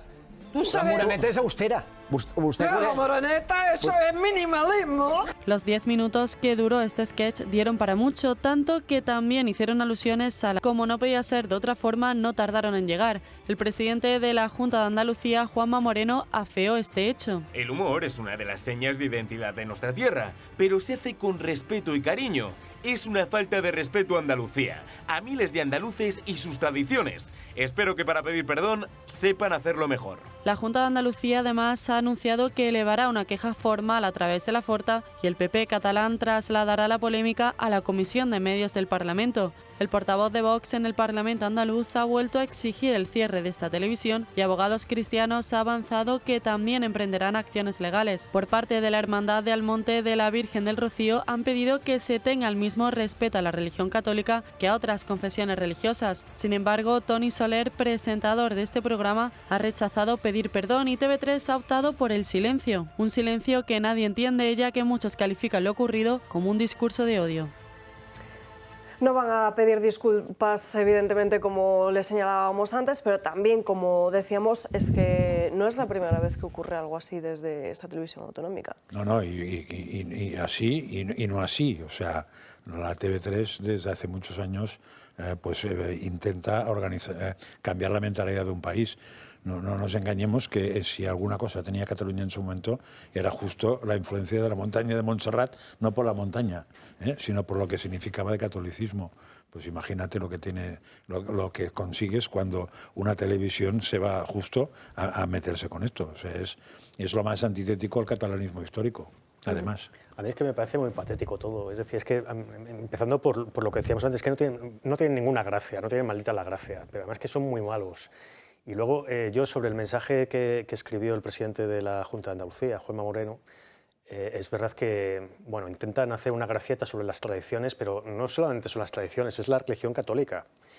Y bueno, yo he hecho en falta en ese mensaje pues alguna alusión también a esa ofensa que están haciendo a los católicos y a los devotos de la Virgen del Rocío. Luego la incultura que demuestran en TV3 el señor Toni Soler, ¿no? Sí, que confunde Semana Santa con el Rocío. La Virgen del Rocío con la Semana Santa, pero que se documenten un poco, son unos indocumentados además. Es decir, como mínimo, si tú vas a hacer una ofensa así, o una gracia, o un humor, infórmate un poquito, por favor, pero no hagas el ridículo de esta manera. A ver, Eso es lo que se les puede pedir, como mínimo. Totalmente. Están como Tom Cruise y ¿cómo se llama? Cameron Díaz en la película de Día y Noche, no sé si la habéis visto, que aparecen en Sevilla y dicen, y aquí es donde se hacen los Sanfermines. Y se ven unos tíos vestidos de pamplonica por el centro de Sevilla. Esto fue muy estos de comentado, TV3 están ahí, pero a mí no me gustaría saber cuánto cobran por programa. Claro. Pero lo que de verdad me interesa. Eso Y cuánto seguro. ganan por cada programa. Eso seguro. Y quién se lo lleva. Salió una... Y si tienen algún amigo en la Generalitat. Sí. Ahora, Salió O en la corporación. Salió ayer o anteayer, creo que se publicó la lista de gastos de Televisión Española, ¿la visteis, no? No. Los gastos que no le gana tanto a 1 millón de euros o no sé qué, se ha publicado porque un diputado... Envíamelo. Te lo mando, lo tengo yo. Envíamelo, por favor. Está pasando, que es el programa al que pertenece esta parodia, recibe casi 2 millones de euros al año. No, pues hay ¿Y una son cosa 4 que... programas al mes? Sí. Yo estoy hablando de Televisión Española, ¿eh? Sí, y yo te estoy hablando De del TV3. programa este de TV3. De TV3, eso, ¿no? que es lo Que que es una justo barbaridad. decía antes. Estamos hablando de que les cuesta casi 50.000 euros por programa. Lo que Bueno, decía- 50.000 euros por programa. Lo que Y es Toni increíble Soler, es que perdón, ninguno... ya te Sí. dejo, Juan Antonio. Sí. Toni Soler, sueldo de 160.000. Una Año. vergüenza, una vergüenza. Pero es el dueño de la productora. Eso será por TV3, porque si tiene productora será un extra, ¿no? Sí. Porque en general todos tienen productora, ¿eh? Ya. De la misma manera que en No, Televisión a mí Española. lo que me choca es que ninguno de estos, ningún político, ninguno de la Iglesia, nadie está mencionando que esto es un trato vejatorio a una creencia, es decir, a los creyentes. Según nuestra Constitución, tienes que tener y respetar, es un derecho, uno de los artículos de nuestra Constitución, no discriminar a los españoles y respetar sus creencias. Eso aparece en nuestra Constitución. Entonces están rompiendo eso. Están rompiendo también lo mismo que dice la Declaración Universal de Derechos Humanos. Es decir, que también respeta las creencias de los individuos como un derecho fundamental, un derecho humano. Nadie está argumentando sobre esas faltas contra la Constitución o contra los derechos humanos y simplemente están hablando de una cosa, de otra, suavemente. No, esto es un trato vejatorio hacia los creyentes y hacia las creencias. Es decir, es odio, ataque a los derechos humanos y ataque a la Constitución española. Ni un fiscal general del Estado se va a levantar aquí en este país. En Italia o en Gran Bretaña. Sí, esos son. ¿Y a precios por qué? ¿No saben cómo funcionó? No se han enterado todavía. ¿Y lo de los esclavos tampoco? ¿No lo recuerdan? Es que, chico, de verdad, Sí. en fin, poneros a pensar un poco, que os cuenten la verdad, porque es que así no vamos a ningún sitio. Y la capacidad de digamos, que los propios catalanes se den cuenta de lo que está pasando, ¿no? Que los catalanes tienen que tener más nivel como para no fundir a esta televisión. Es decir, Cataluña hay que fundir a esta televisión. Pero en estos casos está bien verlo de otra manera distinta. ¿Os imagináis en Madrid la televisión pública de Madrid, es decir, Telemadrid, por ejemplo, que hiciera una parodia, una burla, una ofensa de estas características sobre una tradición de Cataluña, sobre algo... O la sardana, o la escalivada. Catalán, pero estos fuertes. Sí. Es decir, la que se estaría montando de catalanofobia para arriba, derechos humanos, pero no solamente en Cataluña, sino seguramente habría salido hasta el presidente del gobierno para atacar a la televisión de Ayuso. Delito de odio. Pero directamente habría escrito ya su tuit ahí. Y el fiscal estaría haciendo algo. Bueno, pues son también las diferentes formas, las diferentes varas de medir que tenemos en este país, dependiendo de quién ofenda a quién. Exacto. A mí me da mucha pena el filtro que tienen de manipulación que tienen muchísimos catalanes fruto de los medios de comunicación de los que beben. Están completamente condicionados para ser incapaces de acercarse a la realidad. Completamente condicionados. O sea, es imposible. O sea, ya te ven a ti, que saben que piensas de otra manera, y te excluyen completamente de cualquier posibilidad de que digas algo sensato, razonable, verdadero. No hay diálogo. No hay diálogo de si os acordáis, eso se notó mucho en la época, en el post-procés, en la época del juicio. TV3 cada tarde, cuando acababa el juicio, se dedicaba a desmontar el juicio. Todas y cada una de las tardes. Y no olvidemos que en Cataluña TV3, así como en Madrid, no la ven ni las ratas o muy poca gente, TV3 se ve mucho en Cataluña. Bueno. Y todas las emisoras de la Corporación Catalana de Radio no es que se oigan, es que es obligado a oírlas, porque cuando entras en un túnel o en cualquier sitio, te encuentras que no te llega ninguna y de estas te llegan 25, porque las han puesto todas ahí. Entonces, todo eso hay que saberlo. Pero es que me recuerda también lo que dices al famoso artículo 155 cuando se aprobó en el Senado, que estaba incluida la TV3 en un principio y que luego se excluyó. Se excluyó. No se atrevieron a meter mano en TV3. ¿Pero quién la excluyó? Y eso utilizando el 155 en un momento excepcional. Imaginaos ahora que no hay el 155 así en el horizonte, ¿no? No se atreven. Es que no hay nadie que se atreva a meter mano ahí. Es que no hay que meterle mano, hay que bajarle el presupuesto a 70 kilos al año. Y la judicatura tampoco 70 kilos al año, ya está. Y todo lo demás fuera. Y, por supuesto, no se pueden contratar empresas de fuera, ni productoras, ni tal. Usted tiene aquí, no sé cuántos tiene, tendrá 1.500 tíos, 2.000, 3.000, yo no tengo ni idea, pero debe tener un montón de enchufados que no os podéis ni imaginar. La mayor parte unos inútiles, pero eso sí, muy sectarios, muy separatistas y muy encegados. 2.400 empleados. 2.400 tíos para hacer una tele. Son más sectarios que inútiles, ¿eh? O sea, que son más sectarios que inútiles. Porque, de hecho... 2.400 para hacer una tele en ámbito catalán. Antena 3, por ejemplo, para que comparemos, 450. Sí. Bueno, nosotros tenemos 90. Qué barbaridad. En fin. 2.400. O sea, es que dices, joder, ¿y a qué sueldos? No, claro. ¿Y a qué sueldos? Julio. Más productoras. ¿Qué nos estás contando Telegram. en Telegram? Sí. Acabo de poner el documento con todos los gastos de Radio Televisión Española para que os podéis distraer un ratito. Hay algún tertuliano que se lleva y se embolsa más de 10.000 euros, ¿eh? Sí, más de 10.000 tertulianos. También están los tertulianos y los que hay algún tertuliano. Vais a disfrutar con los gastos de Televisión Española. Lo ya que los no tenéis tengo claro si es al mes o cuánto. colgado anuales en Telegram. Vale. Y tenéis cosas muy interesantes. Tenéis un vídeo sobre el tema de las piernas. El cuidado de las piernas para la gente que se va haciendo mayor. Buenísimo. ¿Ah, sí? Lo recomiendo vivísimamente. Buenísimo. ¿Qué más tenéis? Tenéis el arzobispo de Urgel. Antes dije que ningún obispo, el arzobispo de Urgel ha lamentado la parodia de TV3 que hiere los sentimientos de los católicos y de toda persona con sensibilidad. Bueno, al menos Algo ha Hay hecho, un por lo menos obispo ha dicho algo. que ha dicho algo. También Porque el de tienes algo Huelva, de Fauci, el de que me ha Huelva gustado tenía lo de- motivos porque el Rocío ¿Eh? está en Huelva. ¿Eh? Que el de Huelva tenía motivos porque el Rocío está en Huelva. Sí. Sí. Fauci. Fauci está Ahí. muy bueno porque se retrae absolutamente de Del todo tema lo que de ha las dicho. mascarillas, Y macho. ahora dice que También se ha se- equivocado. Un informe brutal impresionante. de Antonio Fauci. Que, Hay vamos, que no valía para nada. una carta de Mario Conde desde Escocia, desde Edimburgo. Todo ello Que en vale tu- la pena. En el todo- Telegram. Todo ello hay que verlo en tu canal de Julio Telegram, Ariza del sobre Toro. todo que se fijen en este documento de Radio Televisión Española porque verán como algún tertuliano afín al gobierno, como Rubén Sánchez de Facua, cobró más de 13.000 euros. Son, eso sí, son contratos que se hacen por periodos, por temporadas, y estos exclusivamente corresponden a la fecha de enero hasta junio de este año 2023. Todo ello en el canal de Telegram de Julio Ariza el Toro. Nos vamos a una pausa de publicidad y ahora seguimos debatiendo sobre más asuntos. No sin antes contarles que si eres amante de la naturaleza y quieres disfrutarla y conectar con ella en un entorno saludable y sostenible, te invitamos a conocer Arco Verde, el gran corredor ambiental para acercar la naturaleza a los ciudadanos. Arco Verde conecta los 3 grandes parques regionales de Madrid y abarca 15 municipios y más de 2.300 hectáreas de superficie, donde podrás recorrer 100 kilómetros de caminos y sendas que te llevarán a descubrir más de 100.000 árboles y arbustos autóctonos de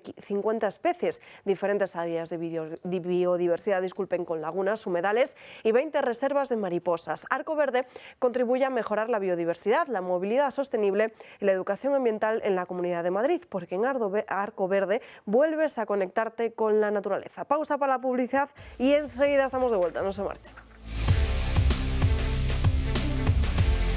Ya estamos de vuelta en Dando Caña y nos vamos ahora hasta Estados Unidos. También ha estado informando de ello Julio a través de su canal de Telegram, Julio Ariza el Toro. Este viernes en Texas, en Estados Unidos, se emitía una suspensión que acabaría con la prescripción de la mifepristona, disculpen. Es una píldora abortiva que se usa hasta los 90 días, si no me equivoco, de embarazo, y se usa pues para abortar. Lo que hace es paralizar la creación de progesterona, que es al final imprescindible para el embarazo, y luego ya necesitaría otra pastilla que sería la que vaciaría el útero. Al final, lo que hemos estado analizando, tanto Julio, las diversas noticias que me ha mandado, y que él ha estado documentándose durante toda la mañana, es como muchos medios han estado informando incorrectamente de lo que está pasando en Estados Unidos. Julio. Bueno, la verdad es que vamos a ver, todo aquello que no sea políticamente correcto, poneros a trabajar, porque está completamente sesgado, manipulado. Llegar a la verdad, tienes que quitar un montón de hojarasca de cosas que no sirven para nada o que son directamente mentira. Yo he acudido, porque claro, la noticia era un juez de Texas... ¿Nombrado por Donald Trump? Nombrado por Donald Trump después. Lo primero es un juez de Texas prohíbe la mifepristona como método, digamos, de abortivo, ¿no? Para lo que sirve es que la chica se lo toma y al cabo de 4 o 5 horas expulsa lo que tenga ahí dentro. Si está embarazada, si es un embarazo ectópico puede incluso morir. Es decir, hay una serie de cosas complicadas. Pero aquí en España, lo que es la RU 486, o lo que sería, digamos, la píldora abortiva, se vende a cualquier edad, a partir de los 14 años, a una mujer sin receta. O a ti. ¿Necesita receta médica, eh? No, una de ellas. La otra no necesita receta. Una de ellas sí necesita receta, la otra no necesita. Es lo que se llama la píldora del día después. La píldora del día después. Pero en el caso de Texas también es eso, o es no, una especie... No, esta es una píldora abortiva porque te permite el aborto hasta los 90 días. Claro, esto es La el del día día después. después también es abortiva, ¿eh? Sí, claro. No. Todas consisten en que no se implante. Claro, o sea, esa lo no es la expulsas. del día después La del día tradicional, después es sin sino que es receta, una más larga, Es sin de más receta duración. y con charla con el Porque el día después hay que farmacéutico, creo. tomarla con un cierto plazo, ¿no? La Puedes tomar- FDA, cuando la aprueba en el año 2000, eso la fabrica unos laboratorios que se llaman Danco Lab, en Estados Unidos. Y entonces, cuando la FDA lo aprueba, lo que exige es una serie de garantías, porque es una bomba hormonal. O sea, es un medicamento muy potente y que tiene muchos efectos, muchísimos efectos secundarios, algunos de ellos gravísimos. Para tomar eso lo tienes que hacer al menos con que un médico te lo recete, te lo diagnostique, te lo pida, tal. En España no es necesario. En España una chica puede comprarla, puede adquirirla, incluso creo que está pagada por la Seguridad Social, ¿vale? Está financiada por la Seguridad Social como si fuera un medicamento. Por cierto, en las informaciones, en la de Neutral, que pretende ser neutral, sí, le llaman medicamento.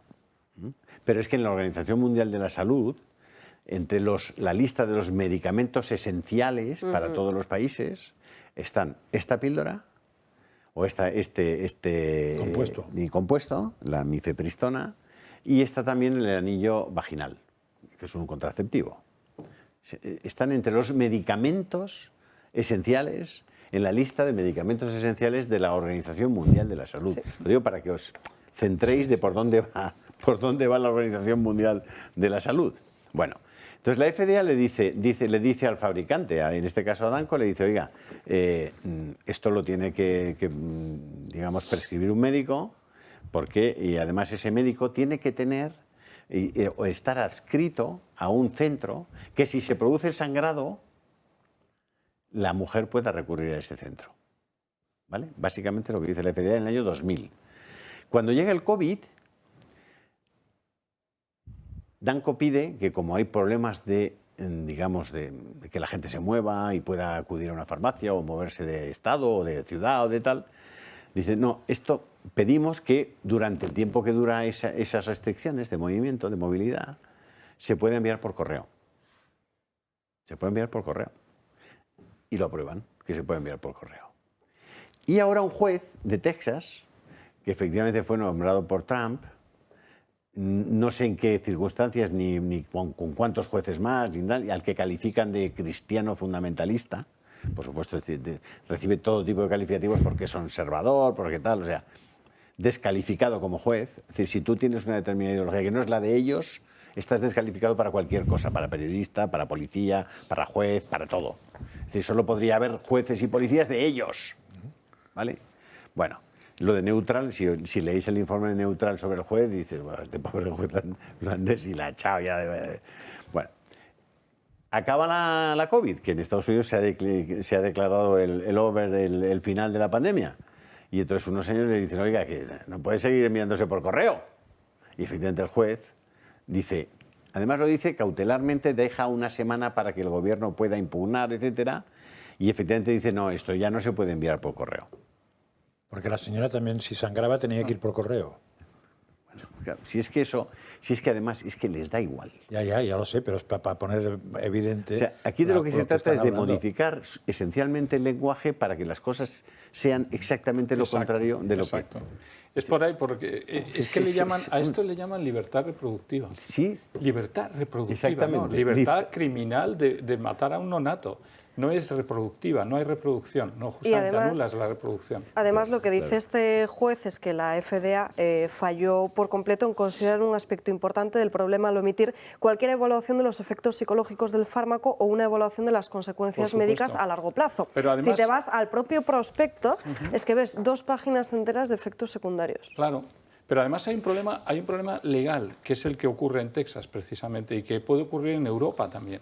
Si tú conviertes el aborto no en algo especial en un hospital seguido por un médico, si tú lo conviertes en algo que es una simple pastilla, que puede ser recetada, pero que también te puede pasar al que le han recetado, te la puede dar algún amigo. Es decir, si lo conviertes al final en el uso de una simple pastilla, ya estás rompiendo cualquier legalidad entre estados. Y si te vas a comprar al estado de Washington o al de Illinois y luego te la tomas en Texas, es que te da igual. Entonces, lo que no se podía pasar es a ese estado. Si tú pasas al estado pastillas, has roto la legalidad entre estados en Estados Unidos. Con lo cual, absolutamente no puede funcionar. Entonces, ¿para qué haces una ley diferente en los estados si con una pastilla puede viajar por todos los estados y hacer lo que le dé la gana? Ahí hay un problema legal que puede ocurrir en Europa igual. El país que acepte el aborto no lo acepte y si se hace por pastillas. Y luego hay un problema de salud total. Con los antibióticos, por ejemplo, se nos limita, ¿no? Se nos da ciertos antibióticos, pero hay antibióticos que guardan los hospitales porque son para enfermedades graves. Esto es un tema que debería quedar en el seno absolutamente hospitalario y siguiendo muy de cerca los problemas psicológicos, físicos y demás de salud de la mujer. Entonces, ¿de qué estamos jugando? Que lo consigas como cualquier cosa. Nos cargamos las reglas más elementales de salud y rompemos todos los principios legales. Eso me parece totalmente. El otro día, y ahora te comento lo de la libertad reproductiva, que tiene muchísima gracia, ¿no? Sí, sí. Un sacerdote me decía, he llorado varias veces confesando a personas, pero la vez que peor lo he pasado ha sido con una mujer de 87 años, 88 en ese momento debería tener, por supuesto no identificó país ni... que se confesaba del aborto que había realizado cuando tenía 19 años. Y no podía soportarlo, porque el sacerdote le decía, pero mujer, ya te has arrepentido, y si Dios te lo ha perdonado, si eso... Es que no puedo... ¿Estás seguro de que Dios me lo ha perdonado? ¿De verdad Dios me lo ha perdonado? Es decir, 60 años después, o 60 y tantos años después, la mujer no había superado aquello. Tremendo. Y me pareció un testimonio extraordinariamente impactante. Decía, pero no es el único. Las mujeres no olvidan haber practicado el aborto de sus hijos. No lo olvidan nunca. Totalmente. No olvidan ni siquiera los abortos espontáneos. Lógicamente. Hay que seguir muy de cerca lo que hace Y la respecto OMS, a la salud lo que reproductiva, tú menciona. lo decías, Juan Antonio. Sí, libertad reproductiva. Perdón, libertad reproductiva. Libertad para no reproducirse. Para no reproducirse, para matar Es la al única neonato. libertad que reconocen. Claro. La libertad para no reproducirse. Porque les dices, oye, que la mujer, para que ejerza en libertad el derecho a tener al bebé, que escuche el latido del corazón del feto. No. Exacto, que decida. No. Claro, Eso y no. ahí vamos a peor, que es la OMS, lo que mencionabas antes de la OMS. Yo pienso que ahora habría que pedirle a la OMS y a las Naciones Unidas famosas, de las que tanto se habla y que tanto hay que seguir hoy en día, por favor, especifique usted qué tipo de medicamentos están dando en su famoso Agenda 2030 en los países en vías de desarrollo, en los lugares más pobres del mundo, qué tipo de píldoras abortivas, si las están dando, bajo qué condiciones o si las están realmente repartiendo por encima de lo que imponga la legalidad del país, etc. Hay muchos proyectos de Naciones Unidas y no sabemos lo que están haciendo. Una cosa es recomendar para no tener hijos, otra cosa es dar ciertos elementos, precauciones, y otra cosa es dar píldoras. Habría que ver qué están haciendo los proyectos de Naciones Unidas con la famosa Agenda 2030 de la salud reproductiva. La ley se llama Ley de Salud Sexual y Reproductiva, no de libertad de salud, que todavía puede ser peor, pero ellos porque viendo hablan la salud sexual, lo que dicen ellos, por salud sexual y reproductiva, en fin, tienes... Pero de todos en modos, Texas el otro día han hablado, salió una sí, noticia de libertad que también reproductiva. empieza a ser peligrosa. ¿Habéis visto eso que dicen de que van a quitar los prospectos de las medicinas? Sí. Y que lo único que habrá será un código... Un QR, al que puedes De acceder. momento no y se atreven, pero van a empezar a hacer eso. Poniendo las Claro, cosas ya, fáciles otra vez. si ni siquiera hay... O sea, La si ya tienes que saber digitalización, o tener un teléfono especial para ver lo que te estás tomando, y ni te cuento. Claro. Por Más cierto, indefensible. ¿qué van a hacer los ciegos con un QR? Que les den morcilla, será. O sea, pronto. Bueno, se puede escuchar. Porque todos los medicamentos tienen braille encima. Sí. Entonces, ¿qué vas a dejar el QR para que haga qué? A ver, tener A no ser braille que fuera, escuche a pero través de un tiene- ordenador y le Pero no tiene braille en el prospecto. Sí, encima de la caja lo tienen casi todos. Sí, pero... hay Sí, que- ves el nombre ese del braille te da el medicamento. nombre del prospecto. No es el prospecto del en medicamento, sí. no prospecto en braille. Ah, vale. Claro, si fuera eso sería un chollo, ¿eh? Que pudieran resumir tras página entera con una... Sí, no está Madre todo. mía. Mariano. Qué maravilla de No, lenguaje. a ver, lo del QR es verdad que para las personas mayores esto es una complicación más, pero a mí me parece que es, bueno, me parece un avance, porque más que nada por eso, porque el QR te puedes descargar en tu móvil o donde quieras y además se puede escuchar, y a mí hay cosas que no me parecen mal. No, es decir, pero sí, me parece un si, avance. si no quitan el papel, No, pero el problema... que tiene que estar una temporada larga en Bueno, que la sí, gente tenga el que- papel. que Pero porque- si quitas el que haya- papel, estás fastidiando a las personas mayores, seguro. Mariano, Seguro. neutral, para Seguro. que veas lo neutrales que son. ¿Qué es la mifepristona? Se pregunta neutral. Dice, la Administración de Alimentos y Medicamentos de Estados Unidos, la FDA, la Food and Drug Administration, define la mifepristona de la siguiente forma. La cosa, para que lo tengáis claro. Es un medicamento, primero, es un medicamento que bloquea una hormona llamada progesterona que se necesita para que continúe el embarazo. ¿Lo tenéis claro? Sí, que mata todo. Yo sí, por biólogos. ¿Lo tenéis claro? O sea, es un medicamento que bloquea una hormona llamada progesterona que se necesita para que continúe el embarazo. Es decir, es una sustancia que mata al bebé. Era más Eso es un fácil, ¿no? medicamento. Era más rápido, más sencillo, más limpio y más real. Estoy pensando en la definición de medicamento. ¿Cuál es la definición de medicamento? Si es que permite una cosa que mata a un bebé. Yo por eso creo que la información en estos casos es imprescindible, pero no solamente de lo que significa, en este caso, pues esa píldora abortiva, sino también de las consecuencias, sobre todo, ¿no? Claro. De lo que decías, de esas consecuencias. ¿Sabéis la cantidad de mujeres que cuando se deciden tener hijos a los 35, a los 40 años, que después de... ya no pueden tenerlos? Por culpa de los anticonceptivos. Por culpa de los anticonceptivos. Se sabía cuando salieron, ¿eh? Se sabía y se sigue sabiendo. Se sigue sabiendo y ya no pueden quedar embarazadas. Pero así desean tienes tener dos un negocios. hijo. ¿Eh? Pero así tienes dos negocios. Ahora el de la FIBET. El primero, de no fecundar o no ser fértil, y el segundo, te hacemos fértil. Entonces, el segundo negocio es mucho más. En el primero llega mucho más gente, porque píldora debe tomar hasta el apuntador. Pero el segundo ya es más sofisticado, pero es mucho más... Bueno, una de las cosas que dice cuando está hablando de este oncólogo que me publicó, González Barón, cuando está hablando de eso, dice claro que nunca se consigue al primer intento. O sea, que eso tiene el mismo problema que la fecundación in vitro. Por eso debería estar mucho más vigilado. Millones desprecias para que uno sea como viable. Eso diríamos, es un añadido al tema moral. Desprecias, matas, ¿te refieres? Sí, pero matas quiere decir que o los congelas, que es una manera de matarlos dentro de unos años, porque hay tantos embriones congelados que no saben exactamente qué hacer con ellos. Y supongo que qué hacer con ellos es apretar un botón y descongelarlos. Se nos ha ido la luz. Sí. Y además, según qué compañía, igual te tiene que pagar porque se ha ido la luz el desperfecto de haber estropeado los embriones, no sé. La verdad es que estamos en una situación... Qué bonito es el mundo. En una situación que, en fin, hay que... En fin, vamos a dejarlo aquí, volvemos a España, hablamos de Yolanda Díaz, que es ese nuevo personaje al que aplauden desde Ferraz. Al parecer se le ha dado la orden a ciertos medios de comunicación de que empujen y le den protagonismo a la candidata de Sumar. Sin embargo, le hemos escuchado en ese acto de Sumar, donde oficializaba esa candidatura, hablar de que quería mejorar las cosas. Menos mal que es vicepresidenta segunda del Gobierno.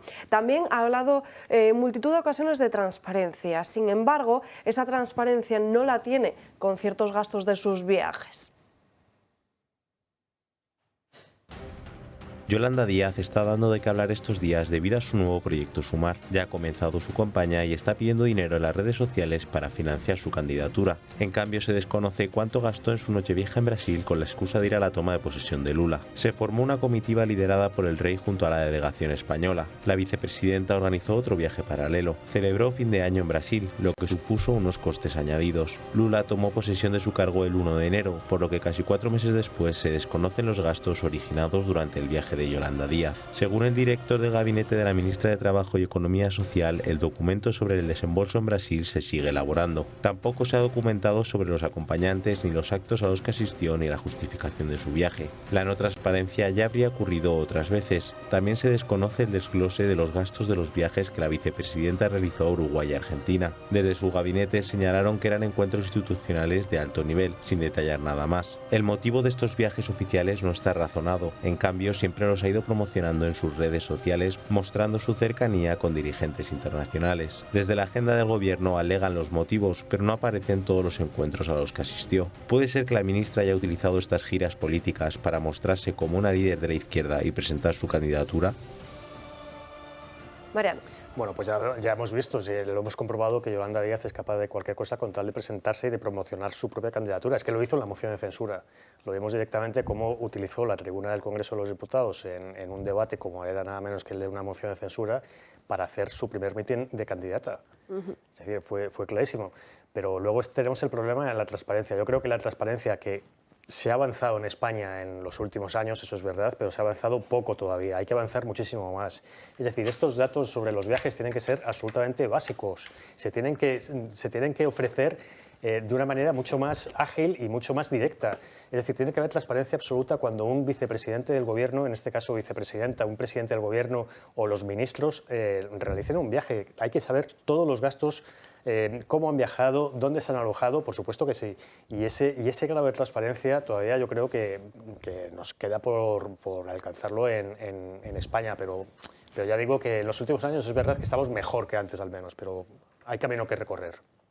Sí, no sé, yo en transparencia, hablaban estos días también de la poca transparencia. Bueno, y hubo una diputada también del Parlamento Europeo que nos visitó hace tiempo para ver sobre los fondos europeos y dice que no se puede saber desde que llega el fondo europeo hasta dónde termina y se ejecuta, no se ve el trazado, no se ve nada, dicen que no se ve nada. Es decir, si ya nos falta transparencia a nivel de implementación de fondos europeos, ¿qué transparencia? Y además la transparencia es algo obligatorio, no vale como propaganda simplemente de este socialcomunismo, que dice que todo tiene que ser diálogo y transparencia y luego no hacen para nada eso, ¿no? La transparencia tiene que ser total en los viajes, a quién va a ver. ¿Por qué no tenemos derecho a saber estos políticos a quién van a ver si les pagamos nosotros el sueldo y queremos saber exactamente cuáles son sus funciones? Es como si ahora está de moda eso, los políticos. No, es que no hemos contado con qué nos reunimos porque es agenda privada. Agenda privada, no hay agendas privadas. O sea, usted vaya en otro viaje con su familia. Con su dinero y es personal, que vaya con su familia, fenomenal. Pero esto no es privado.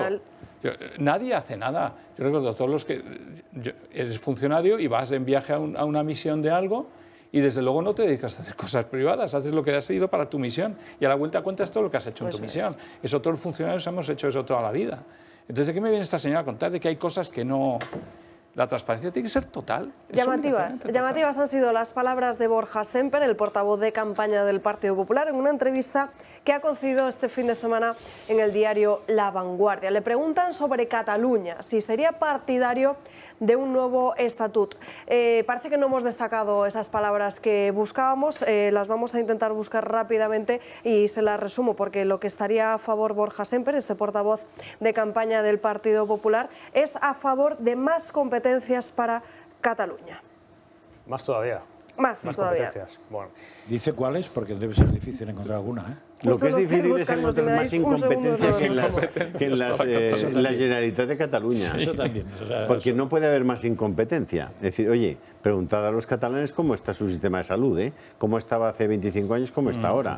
O preguntar cómo están los colegios. O preguntar cómo está la seguridad ciudadana. Bueno, no sé, oye, yo no vivo allí. Dice Sémper, me parece legítimo pedir más competencias, pero primero es dar cuenta de lo que haces con las que tienes. Claro. La política española debe ser consciente de las particularidades de la política catalana. Esas son las palabras de Sémper. Bueno, eso es centro, ¿eh? Eso es puro centro. Es decir, no ha dicho nada. Bueno, pero algo sí que ha dicho. Se ha quedado bien con todos, sí, ha quedado bien con todos. Ha quedado bien con todos y ha quedado bien con incluso con... Se puede pedir lo que se quiera, pero hay que hacerlo nacionalistas catalanes también. Por eso, podéis pedir lo que está bien. Por eso. O sea, pero hay que tener en cuenta que cuando Puigdemont debe estar contento con esas declaraciones. Que cuando Borja Sémper, que siempre ha sido un verso suelto, por decirlo así, del Partido Popular, pero últimamente menos. Es decir, yo creo que a Feijóo le fichó porque le gustó su perfil centrista una vez más, su perfil moderado, su perfil abierto, liberal. Pero es que coincide totalmente con el de Feijóo en estos casos, ¿no? Entonces, Borja Sémper no dice nada sobre el PP catalán, sino es porque viene dirigido por Feijóo en este caso.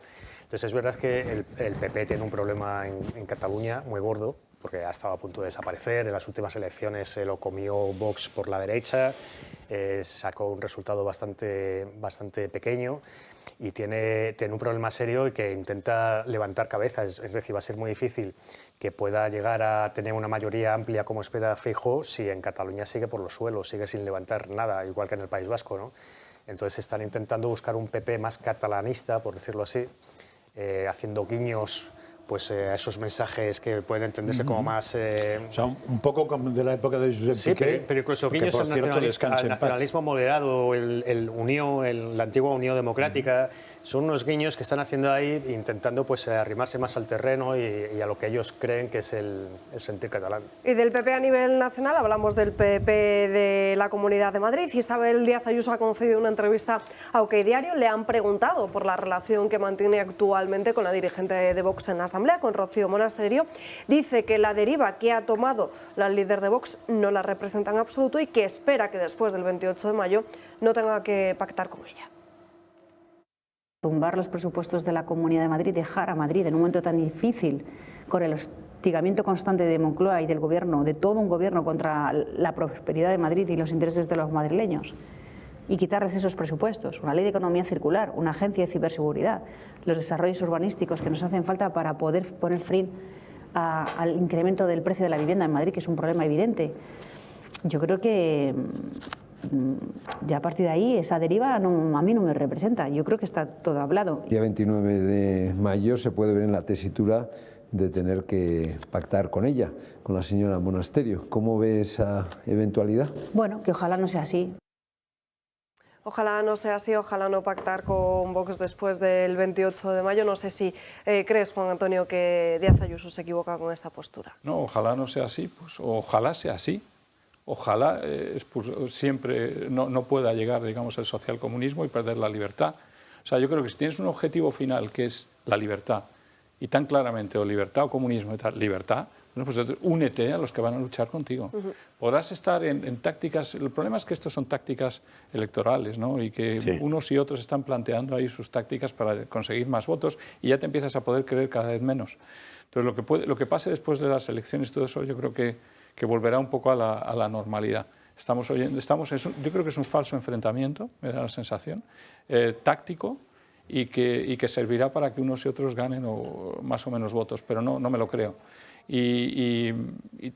O sea, que al final o se entienden ellos porque no les dan las cuentas, o se entienden ellos seguramente con Vox, no tienen más solución, o no van a poder gobernar. A ver, diríamos, los partidos políticos pueden ser o de gobierno o de no gobierno. Los de gobierno son los que pueden gobernar porque han gobernado, es decir, tienen una implantación suficiente para gobernar. No hay ninguno, excepto el PSOE de Sánchez, que siendo partido de gobierno no pretenda gobernar solo. El PSOE de Sánchez, no, fijaos, el PSOE de Sánchez está intentando gobernar con otros. Hombre, porque no puede. Porque ya no puede. Lo cual quiere decir mucho, porque un partido normal no tiene peso. Es decir, el PP puede ser que no pueda gobernar solo, pero no va a decir que quiere gobernar con otros. Va a decir que quiere gobernar solo. Eso lo hacen siempre. Entonces, eso no tiene ningún problema. Eso no es despreciar al que tienes al lado. Eso simplemente no es gilipollas, con perdón. Porque claro, como tú digas peleas tremendas, que vas a tener que gobernar con nosotros, estás diciendo que no vas a ganar nunca. O sea, eso lo tienes que hacer. Ahora, un asunto, a mí esas declaraciones no me producen ninguna...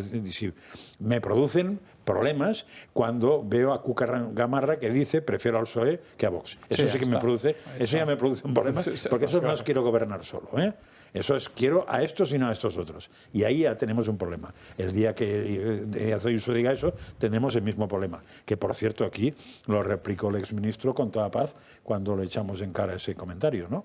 Margallo dijo que evidentemente él también prefería al PSOE que a Vox. Margallo lo dijo claramente aquí. Pues nada, ya se ve que hay una parte del PP muy sustancial, sobre todo los que mandan en el nacional, que prefieren a Vox, hay que prefieren al PSOE que a Vox. Bueno, eso que lo sepan los votantes, porque eso marca mucho la ideología. Marca mucho y indica el límite, yo creo, al que está llegando el PP en este momento. Julio.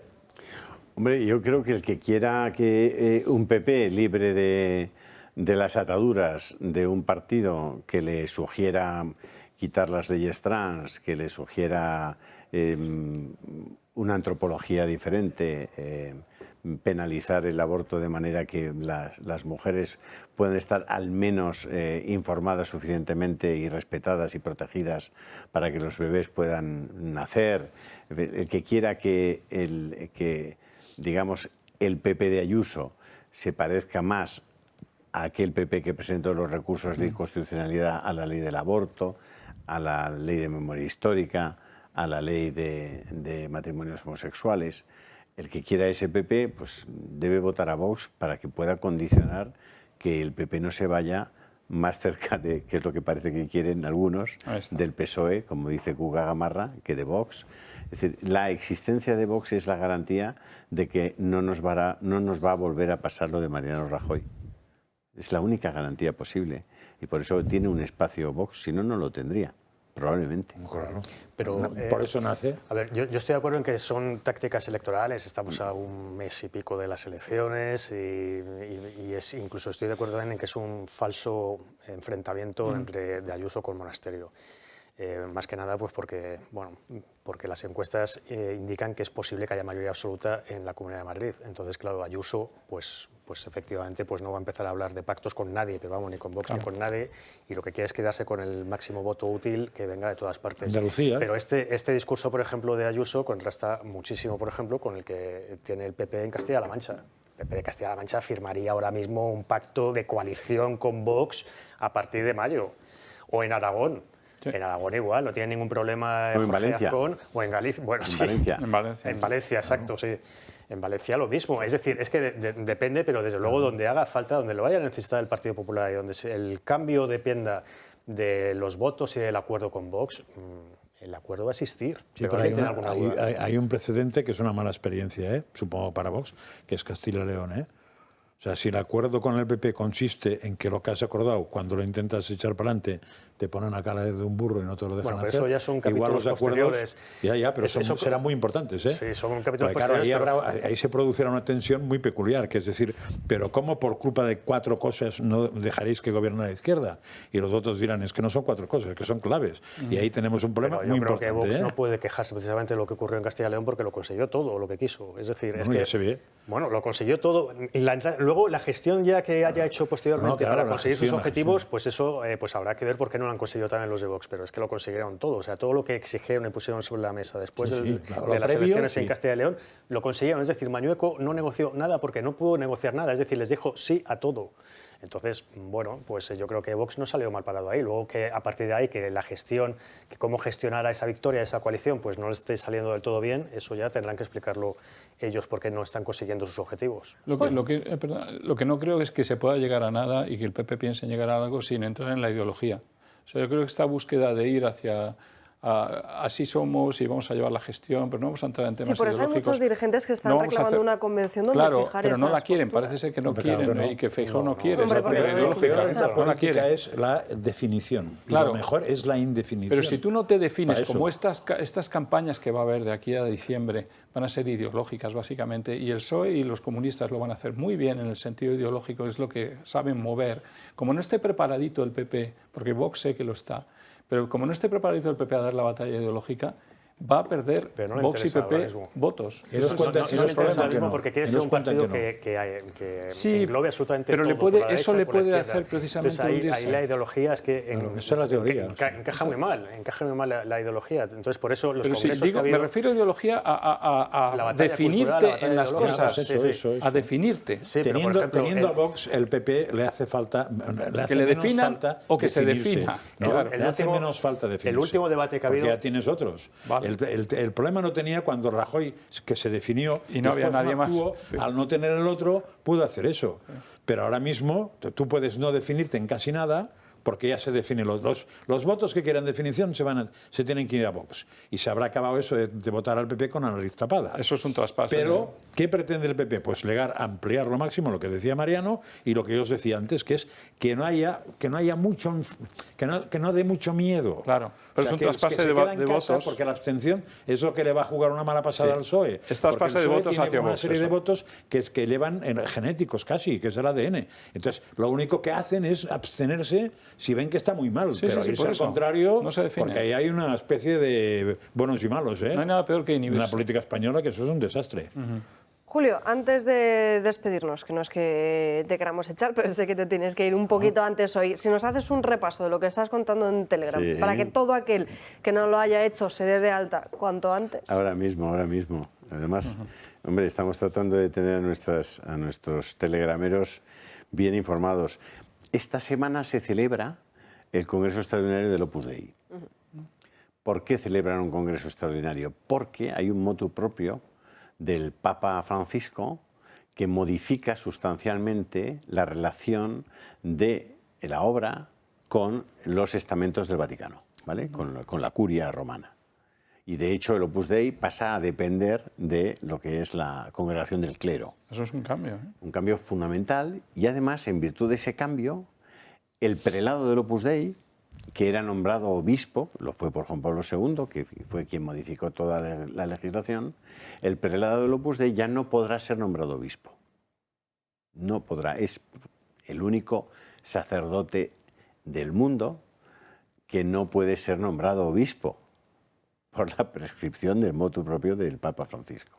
Perdona, con lo cual nunca será cardenal y nunca podrá ser papa. No puede ser nombrado obispo y el Opus Dei depende de la congregación del clero. Bueno, para adaptar los estatutos que fueron aprobados por Juan Pablo II, para adaptar los estatutos necesitan hacer un congreso extraordinario y ha publicado en su página web, y yo la he colocado, os lo he puesto en Telegram para los que tengáis interés en ese tipo de asuntos, lo que ha publicado la obra respecto a cómo se va a conducir ese congreso extraordinario, quiénes lo forman, dónde se va a hacer, que con el método un poco de preguntas y respuestas te vas enterando de qué va a ser ese congreso extraordinario de la obra en los próximos días, vamos, que creo que es ya esta semana creo que comienza.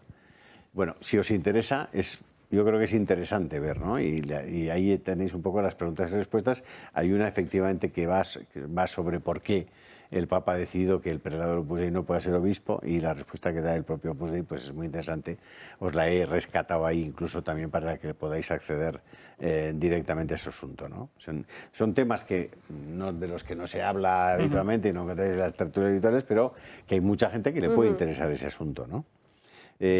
Por supuesto, os vuelvo a insistir en ese vídeo sobre el tema de las piernas, cuando llegas a una cierta edad, del cuidado de las piernas y por qué es tan importante y cómo se envejece de abajo arriba, se empieza a envejecer por los pies y por las piernas, y está muy bien explicado el vídeo, os lo recomiendo seriamente. Y viendo esa energía que decía Juan Antonio de Castro, que tienes ahora que leerlo. Yo os lo recomiendo, vamos, os lo recomiendo seriamente. Desde luego, de arriba abajo no envejece. No. Bueno, eso vamos a ver, se me va la olla ya, como decía.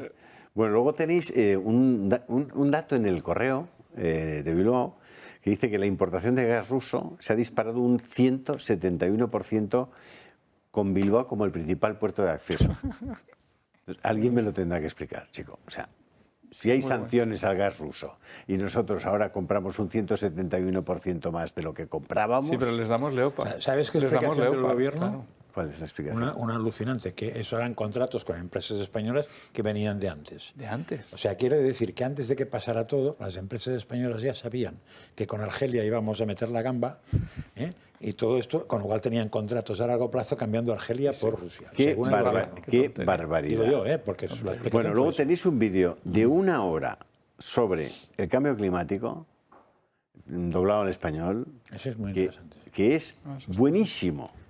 Pero bueno, no, buenísimo. También os lo recomiendo. Luego tenéis la cara de esta chica Leticia en Chinchón, que es muy interesante ver lo que... Bueno, como está siente... Como muy seria, muy seria. No sé qué le pasa. No sé qué le pasa. Muy seria. Está muy rara. Ella sabrá. Pues sí, seguro que sí. Sí, yo le deseo toda la felicidad del mundo y que sonría. En esta vida y en la próxima. Que sonría. Leticia, sonríe. En fin, yo he puesto Leticia con C, no sé si igual le molesta. Pero bueno, Leticia viene de alegría en latín. La Letitia. Bueno, ¿qué más? ¿Qué más? Bueno, hay varios vídeos americanos buenísimos. ¿Y qué más? Yo creo que con eso está lo de... Ya lo hemos servido, ¿eh? Sí. Y está toda esta historia del juez de Texas sobre la píldora abortiva. Y luego hay muchas cosas sobre Donald Trump. Ya sabéis que es uno de mis temas favoritos. Y Fauci que además se retracta. Está eso. Sí. Fauci se retracta, que no nos olvidemos. Y el Telegram, pues entrar en el canal de Telegram. Hay que hacerlo, hay que ponerlo ahí Hay mucha gente que me para por la calle por el canal de Telegram. Me divierte mucho. Hay gente que está muy bien y tal, y se informan pues de otra manera, ¿no?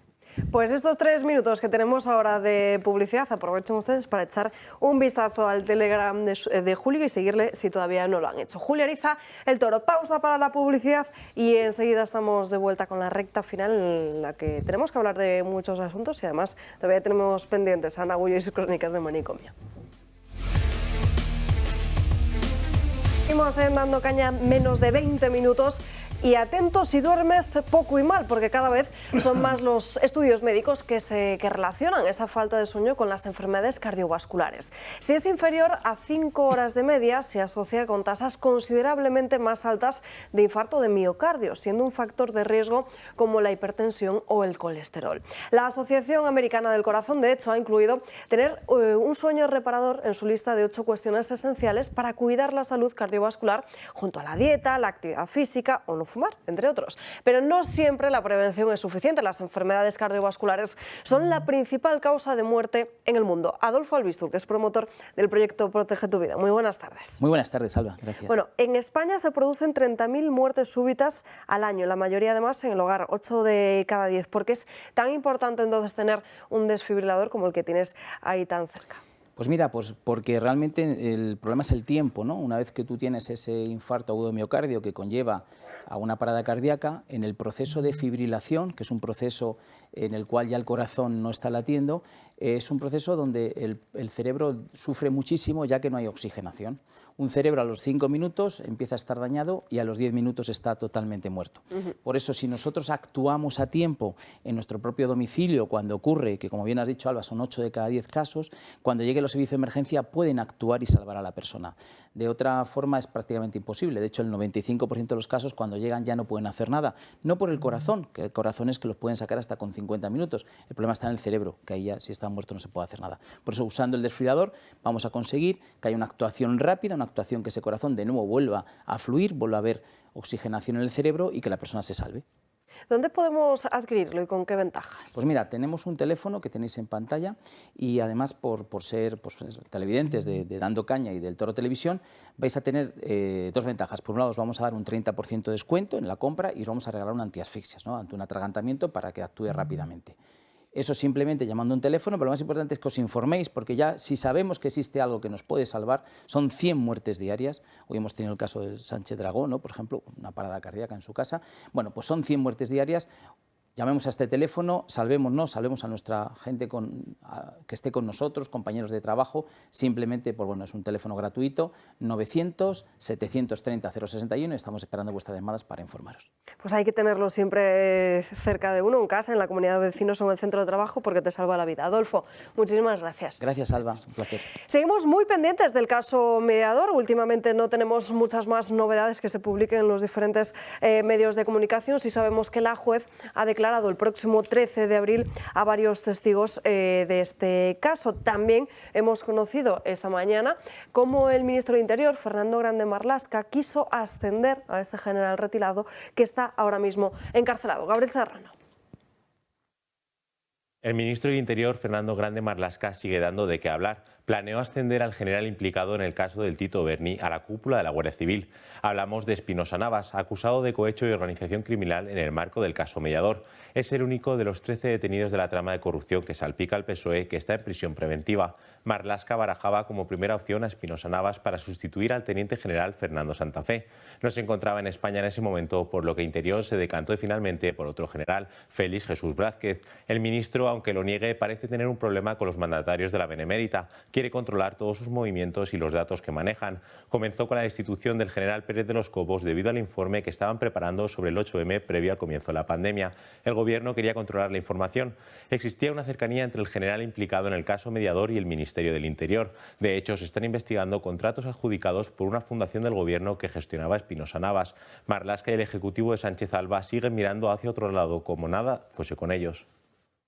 Gracias, Gaby. Seguimos muy pendientes del caso Mediador, como les decimos. Nos están llegando muchos mensajes y muchas preguntas a través de Telegram sobre si hoy hay curso de Esparza. Y sí, es la 7ª sesión de ese ciclo de historia, la conquista de América, la verdadera historia, la conquista del Perú. Es presencial y online por Zoom, como saben, a las 7 de la tarde. Para apuntarse a todas estas actividades que organiza el club, se los recuerdo muy rápidamente, se pueden apuntar a través de la página web clubdeamigos.eltorotv.com. Van a encontrar un calendario, pinchan en el día y ahí se pueden apuntar directamente a la actividad. Si tienen alguna duda, pues el número de teléfono que están viendo en sus pantallas, 91 616 24 64. Hoy les confirmo que existe esa sesión del ciclo de la conquista de América de José Javier Esparza. Y últimos 13 minutos con Ana Gullois, crónicas de Manicomio. Buenas tardes, Ana. Muy buenas tardes, Alba. Y además tenemos que hablar del Consejo Comarcal del Bajo Llobregat porque ha publicado una oferta de empleo público temporal con un requisito un tanto peculiar. En una de las ofertas anunciadas por la Administración para el control de mosquitos, entre las exigencias para desarrollar este trabajo se establece que los aspirantes deberán acreditar un nivel C1 de lengua catalana. Y lo han entendido perfectamente. Para eliminar plagas de mosquitos, en ese Consejo Comarcal, la Administración considera imprescindible un dominio alto del catalán. Pero para despejar dudas, vamos a ver qué funciones se detallan en el puesto de trabajo. Como ejemplo, destacar las siguientes: desarrollar las tareas que sean necesarias para el control de los mosquitos, hacer trabajos de campo, atender quejas y denuncias ciudadanas, gestionar bases de datos de control urbano o realizar inspecciones entomológicas. Principalmente que vemos que las funciones son meramente técnicas, pero aún así la Administración exige y considera un C1 de catalán imprescindible para desempeñar ese puesto de trabajo.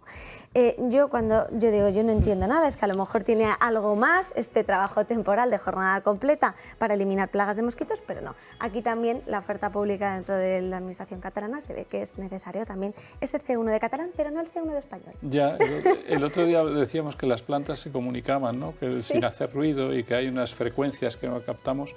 A lo mejor los mosquitos tienen una nueva La frecuencia de catalán. una frecuencia en catalán y entonces la única manera de acercarse a ellos, hacerte amigo y luego cargártelos, pues es esa.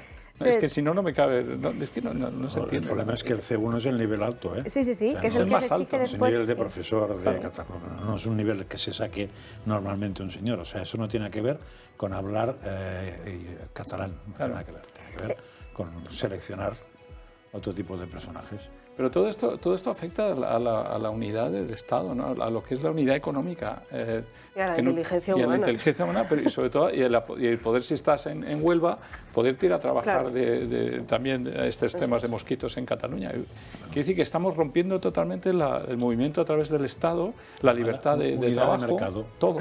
Es que, por ejemplo, una de las funciones es atender quejas y denuncias ciudadanas. Pues si hay algún extranjero dentro de la comarca, pues no se puede entender, porque si al final solo vas a ver C1 de catalán y español y no se exige ningún otro idioma más, el inglés obviamente se va a obviar. Entonces nos encontramos también, por ejemplo, que las personas extranjeras que no tengan la nacionalidad española y que quieren acceder a ello, tienen que pasar una prueba y un nivel de aptitud, a menos de que hayan, por ejemplo, estudiado en España.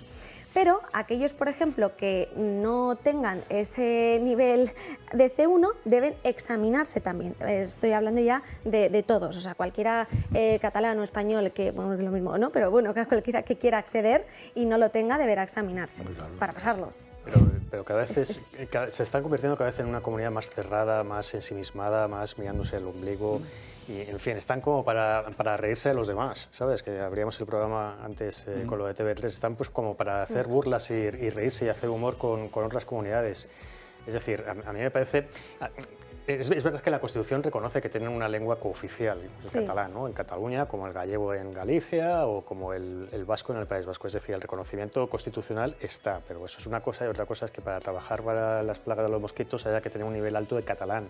Es decir, está el ridículo al que están llegando, que yo imagino que alguna vez explotará esto por algún lado, porque, en fin, es que va en su contra. Estas cosas solamente van en contra Eso es lo que ha pasado de la propia con los comunidad. médicos, ¿no? Sí, la enfermera Begoña Pues eso, Suárez, pues la eso. enfermera que fue también, era una enfermera además que sufrió un acoso, una campaña de derribo, porque ella denunció justamente eso, que tenía que acceder para ese puesto de trabajo en el hospital a ese C1. Ella era de además la andaluza, no sabía catalán, y al final lo que han hecho es no renovarle el puesto de trabajo.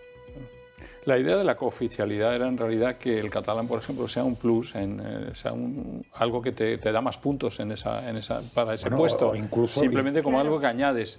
Pero se pensó en la cooficialidad así y han tergiversado completamente. Pero el incluso catalán en un y el momento dado español se hizo una propuesta que no era del todo mala, que era que cualquier oposición para cualquier trabajo en España era la misma para todas las regiones, todos, claro.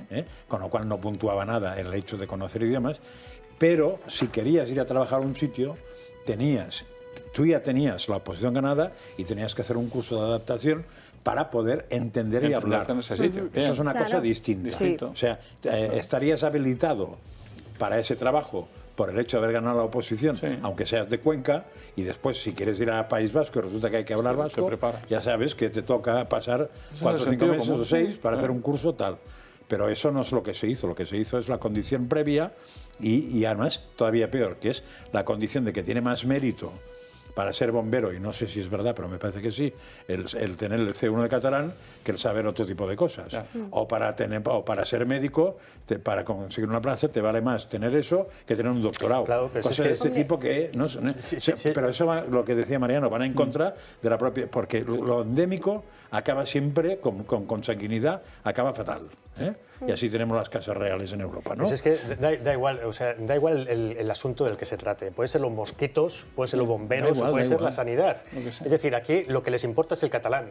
Y que se sepa mucho el nivel alto de catalán, porque en esas mismas condiciones no viene nada el castellano, el español, porque imagino que también habrá que tener un nivel alto de castellano o no, porque también es oficial. Es decir, hay 2 lenguas oficiales en Cataluña, o sea, no solamente una, hay 2 lenguas oficiales. Entonces, claro, si se defiende una, que me parece perfecto, pero también tiene que recoger en esas mismas condiciones que se sepa castellano. Pero en su cabeza no hay 2 oficiales. En su cabeza no hay 2 oficiales y de hecho en su legislación no hay 2 oficiales. Y lo que es triste, en la defensa del Estado de la legislación española no hay 2 oficiales. Bueno, lo hemos porque visto, si hubiera 2, tendrían un problema, pero no las. Lo que decís no lo va a arreglar el mundo legal, digamos, la justicia. Esto no lo arregla la justicia, porque tendría que estar en cada tema, en cada oposicioncita. Ya no puede. Yo creo que la justicia ya no da abasto para perseguir estos temas de la lengua. Pero si la justicia hay que hacerlo por otro lado. Tendría que ser por otro lado. La justicia no puede. En el tema educativo habló el Tribunal Superior de Justicia, avalado por el Tribunal Supremo, para que se cumpliera el 25% de castellano. Claro. Y fue no solamente la Generalitat, sino respaldada por el Gobierno de España, para que no se cumpliera, para que no se hiciera efectiva esa resolución judicial. Es decir, claro, es que la justicia hace su trabajo, pero lo que pasa es que no tiene luego el respaldo para ejecutar lo que dice la justicia. Entonces estamos fallando, tenemos una parte de nuestro territorio nacional en que no se cumple el Estado de Derecho. Hombre, pero eso, pero eso hay que decirlo en Europa, hay que repetirlo, hay que decirlo 1000 veces. Y volvemos al manicomio con otra noticia para hoy. Sí, porque ha habido una polémica en el deporte femenino, después de que Nike haya contratado a una persona trans para anunciar un sujetador deportivo de mujer. Dylan Mulvane es influencer, activista trans que se identifica como mujer, pero que todavía no se ha sometido a ninguna operación de cambio de género, por lo que tiene un cuerpo y una complexión física de un hombre. Hace unos días colgó unas fotos en su Instagram promocionando un sujetador y unos leggings deportivos femeninos de la marca. Una colaboración pagada por Nike que ha indignado no solo a los usuarios de esta red social, sino a muchas deportistas, entre ellas la nadadora olímpica británica Sharon Davis. La nadadora, que ganó la plata en los Juegos Olímpicos de Moscú en 1980, asegura que la decisión de Nike supone un paso atrás para el deporte femenino. Es muy frustrante. Damos 2 pasos adelante con World Athletics y Swim England protegiendo el deporte femenino y luego Nike hace esto. Es como una parodia de lo que son las mujeres. En el pasado siempre se consideraba un insulto decir corre como una niña y aquí tenemos a alguien comportándose de una manera muy poco deportiva y muy poco atlética. Y es muy frustrante cuando solo el 1% del patrocinio de Estados Unidos va a las mujeres en el deporte. Hacía alusión a que era una persona haciendo esas actividades muy poco atléticas porque también subía en redes sociales una historia donde se le podía ver perfectamente a Dylan pues haciendo una serie de piruetas y demás con esa ropa deportiva femenina. Pero Sharon incluso lo que está haciendo es llevar a cabo un boicot contra la marca tras este acuerdo publicitario, así como también lo anunciaba en redes sociales. Y no es la única. Caitlyn Jenner, por ejemplo, quien fue y sobre todo el mundo la conocerán por ser el padre de las Kim Kardashian, fue también medallista olímpico en 1976 y luego sí transicionó de género en el año 2015. Y está en contra porque indica que esto es un ultraje, ¿no? a las deportistas, sobre todo femeninas, indicando y recalcaba que él, por ejemplo, ha admirado mucho al fundador de Nike, pero que esto es una pena ver cómo una empresa tan emblemática actúa ahora de esta forma, porque es un poco lo que decía también Sharon, es decir, es una persona que tiene un cuerpo masculino. Si al final están haciendo un sujetador de deporte femenino para proteger, para que no se desgarre el pecho, para incluso que sea más fácil y cómodo, pues no tiene ningún sentido, ¿no? Promocionarlo con una persona que no tiene pecho. Este es un hombre que se siente mujer. Sí. Es que no es una mujer y va a ir a destrozar la competición femenina y no solo en esto, sino lo hará en el tenis, lo hará en la halterofilia y lo hará en todos los deportes femeninos, con lo cual las grandes campeonas van a desaparecer. y todo el deporte femenino y las grandes victorias de la mujer en el deporte femenino van a desaparecer, y los grandes campeonas también van a desaparecer. Y esto es simplemente porque queremos hacer entrar a esa pequeña minoría de hombres que se sienten mujeres. Cuidado, que no está ni operado, es que aunque esté operado seguramente es por genética, tú lo sabes más que nadie, claro, sigue siendo un hombre. Pero en teoría no hablamos eso, en teoría hablamos de que Nike se ha lanzado a apoyar ese tipo de cosas. Sí, claro. Entonces, la libertad que tiene Nike para hacer eso, la tiene un señor para decir, métase la ropa Nike donde les quepa. Y no me la compro, y listo. Es bien fácil. Si la gente que se ofende tanto hace eso, Nike no lo hará nunca más. Si la gente que se ofende tanto pues no hace eso, pues le van a seguir tomando el pelo. Pues nada. De hecho, yo no uso Nike, sobre todo sujetador no uso.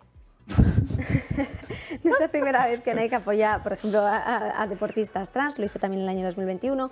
Era Mara Gómez, que además era la primera trans en jugar en la Liga de Fútbol Argentina, y bueno, también la apoyó pues, con una especie de vídeo y demás. Pero los usuarios sobre todo han recalcado que, claro, que es curioso como sí que hay otras deportistas olímpicas, como por ejemplo el caso de Allyson Felix, que cuando se quedó embarazada, Mike le patrocinó una oferta rebajada en un 70%. Entonces dicen, claro, esto no te va a pasar con Dylan, porque Dylan al final, como no se va a poder quedar embarazado, claro, pues ahí está el kit también de la cuestión. Pero la ley trans en España, que ya sabéis que ha causado muchísima polémica entre las feministas, es decir, las feministas claro, se han enfrentado entre ellas. Es un problema de la mujer. Por el borrado de mujeres, que me parece un término además muy cierto, ¿no? El borrado de mujeres. Bueno, al final estamos viendo cómo toda esa ideología trans está haciendo agua por el deporte. No por otras cuestiones, sino sobre todo por el deporte. En el deporte es donde se están viendo todas las contradicciones y toda una situación que va a ser insostenible. Es decir, esto antes o después lo van a tener que reformar. Deporte y cárceles. Bueno, en cárceles sí, todavía queda mucho por ver. Veremos, va a haber mucho que ver todavía, eso es luego. En fin, hasta aquí hemos llegado por hoy. Gracias, Ana, por estas crónicas de manicomio. Gracias a todo el resto de la mesa por acompañarnos a lo largo de esta mañana Dando Caña. Nos despedimos, pero ya saben que para seguir informados tienen el canal de Telegram de Julia Ariza el Toro, Rebelión La Naranja, y ya esta tarde la redacción abierta con Xavier Orcajo. Nosotros nos vemos mañana aquí, como siempre, puntuales a las 12 en Dando Caña. Que tengan un feliz lunes. Gracias por estar ahí.